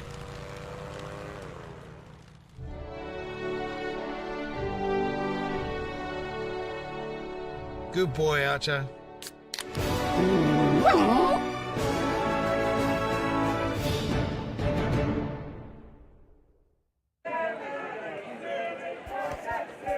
We have come to the 9th inning, the last chance for the Canberra Cavalry. And the first pitch to Jalen Greer misses. Greer, the 8th hitter, then Campbell, the 9th hitter, and Moritz, the leadoff man. This one fouled back, and it's 1-1. Trying to close it out is the right-hander Sam Gardner, who has been, as he has been almost every time we've seen him, brilliant. He's faced 6 hitters and struck out 5 of them. That one breaks right in there for a strike. You see that, then the next one you see blows right by. Yeah, it is hard. And there it is. Checks his swing. Greer in this game has 1 of the 7 Canberra hits. They got a 3-run homer in the 2nd inning from Jack Berry. Got a solo homer from Corey Acton in the 3rd, and that's been their story.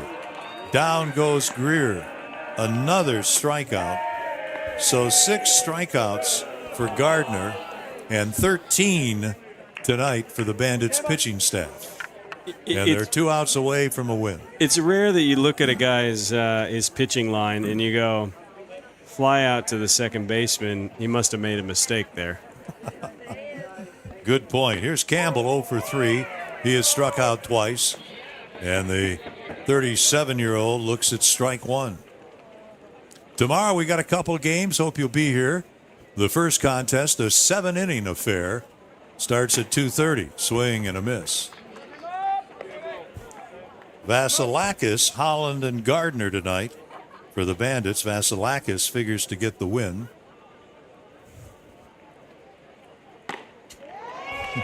Good night.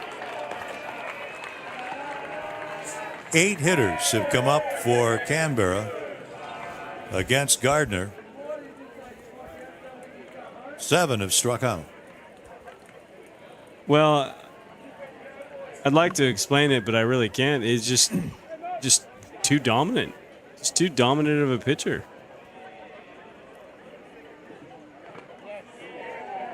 That one bounces up and hits the mask of the plate umpire, Paul Latta. Gardner is 26. Last year he started the season, this being the 2023 summer in North America, in the Frontier League with the Gateway Grizzlies.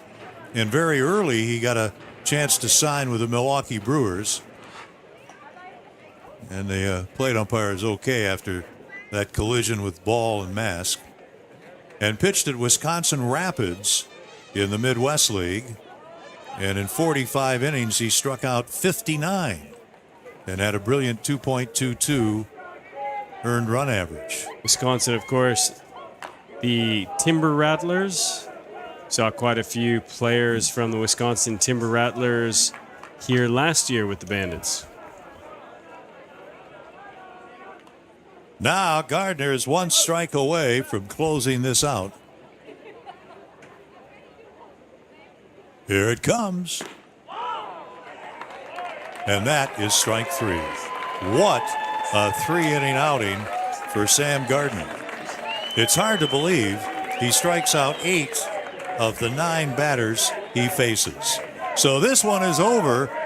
A scintillating victory for Shane Watson's Bandits, who have now won 3 in a row, 7 of their last 8, and 8 of their last 10.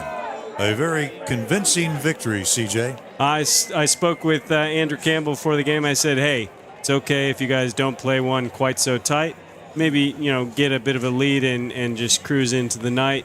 They did that tonight off the bats of Hyung-Chan and, of course, Andrew Campbell with the big home run in the second. Lots of strikeouts in the game, lots of home runs, 2 home runs for the Cavalry, and a couple of home runs for the Bandits. The totals, Canberra, 4 runs, 7 hits. They commit 2 errors. They leave 6. The Bandits, 11 runs, 10 hits, no errors. They strand 9. The winning pitcher is Brody Vasilakis, and the losing pitcher, the starter for the Cavalry, is Yui Sako. The 4-game Round 4 series concludes tomorrow with a pair of games here at Vidicon Stadium. A 237-inning contest. Kevin McGovern will pitch for Canberra, and Connor McDonald will be on the hill for the Bandits. In the 6 o'clock game, it'll be Wan Bin Hong for Canberra, and Brian Fitzpatrick, the left-hander who's been so impressive, will pitch for the Bandits. We hope to see you out here tomorrow. We're going to have a lot of baseball, hoping to see at least 16 innings of the great American pastime. We thank our crew, the guys, the cameramen, everybody. Steve, our guy here in the booth who makes it all happen. We appreciate what they do. They have done a terrific job all season long. Well, Ken Wilson, CJ Barnes, thanks for being with us. We'll see you tomorrow. Again, the final score here tonight at Vidicon Stadium. The Brisbane Bandits 11, the Canberra Cavalry 4.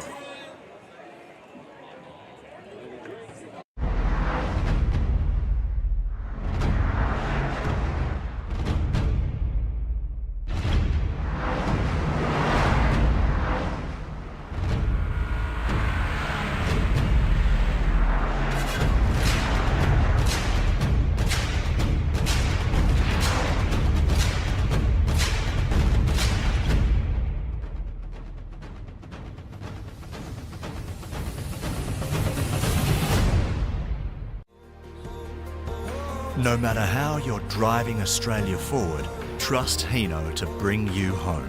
Hino, built for tomorrow, delivering today. That's the Hino advantage.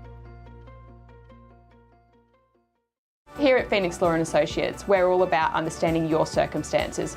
We want to make sure that our clients have had the best service and an excellent experience. We're here to care for you.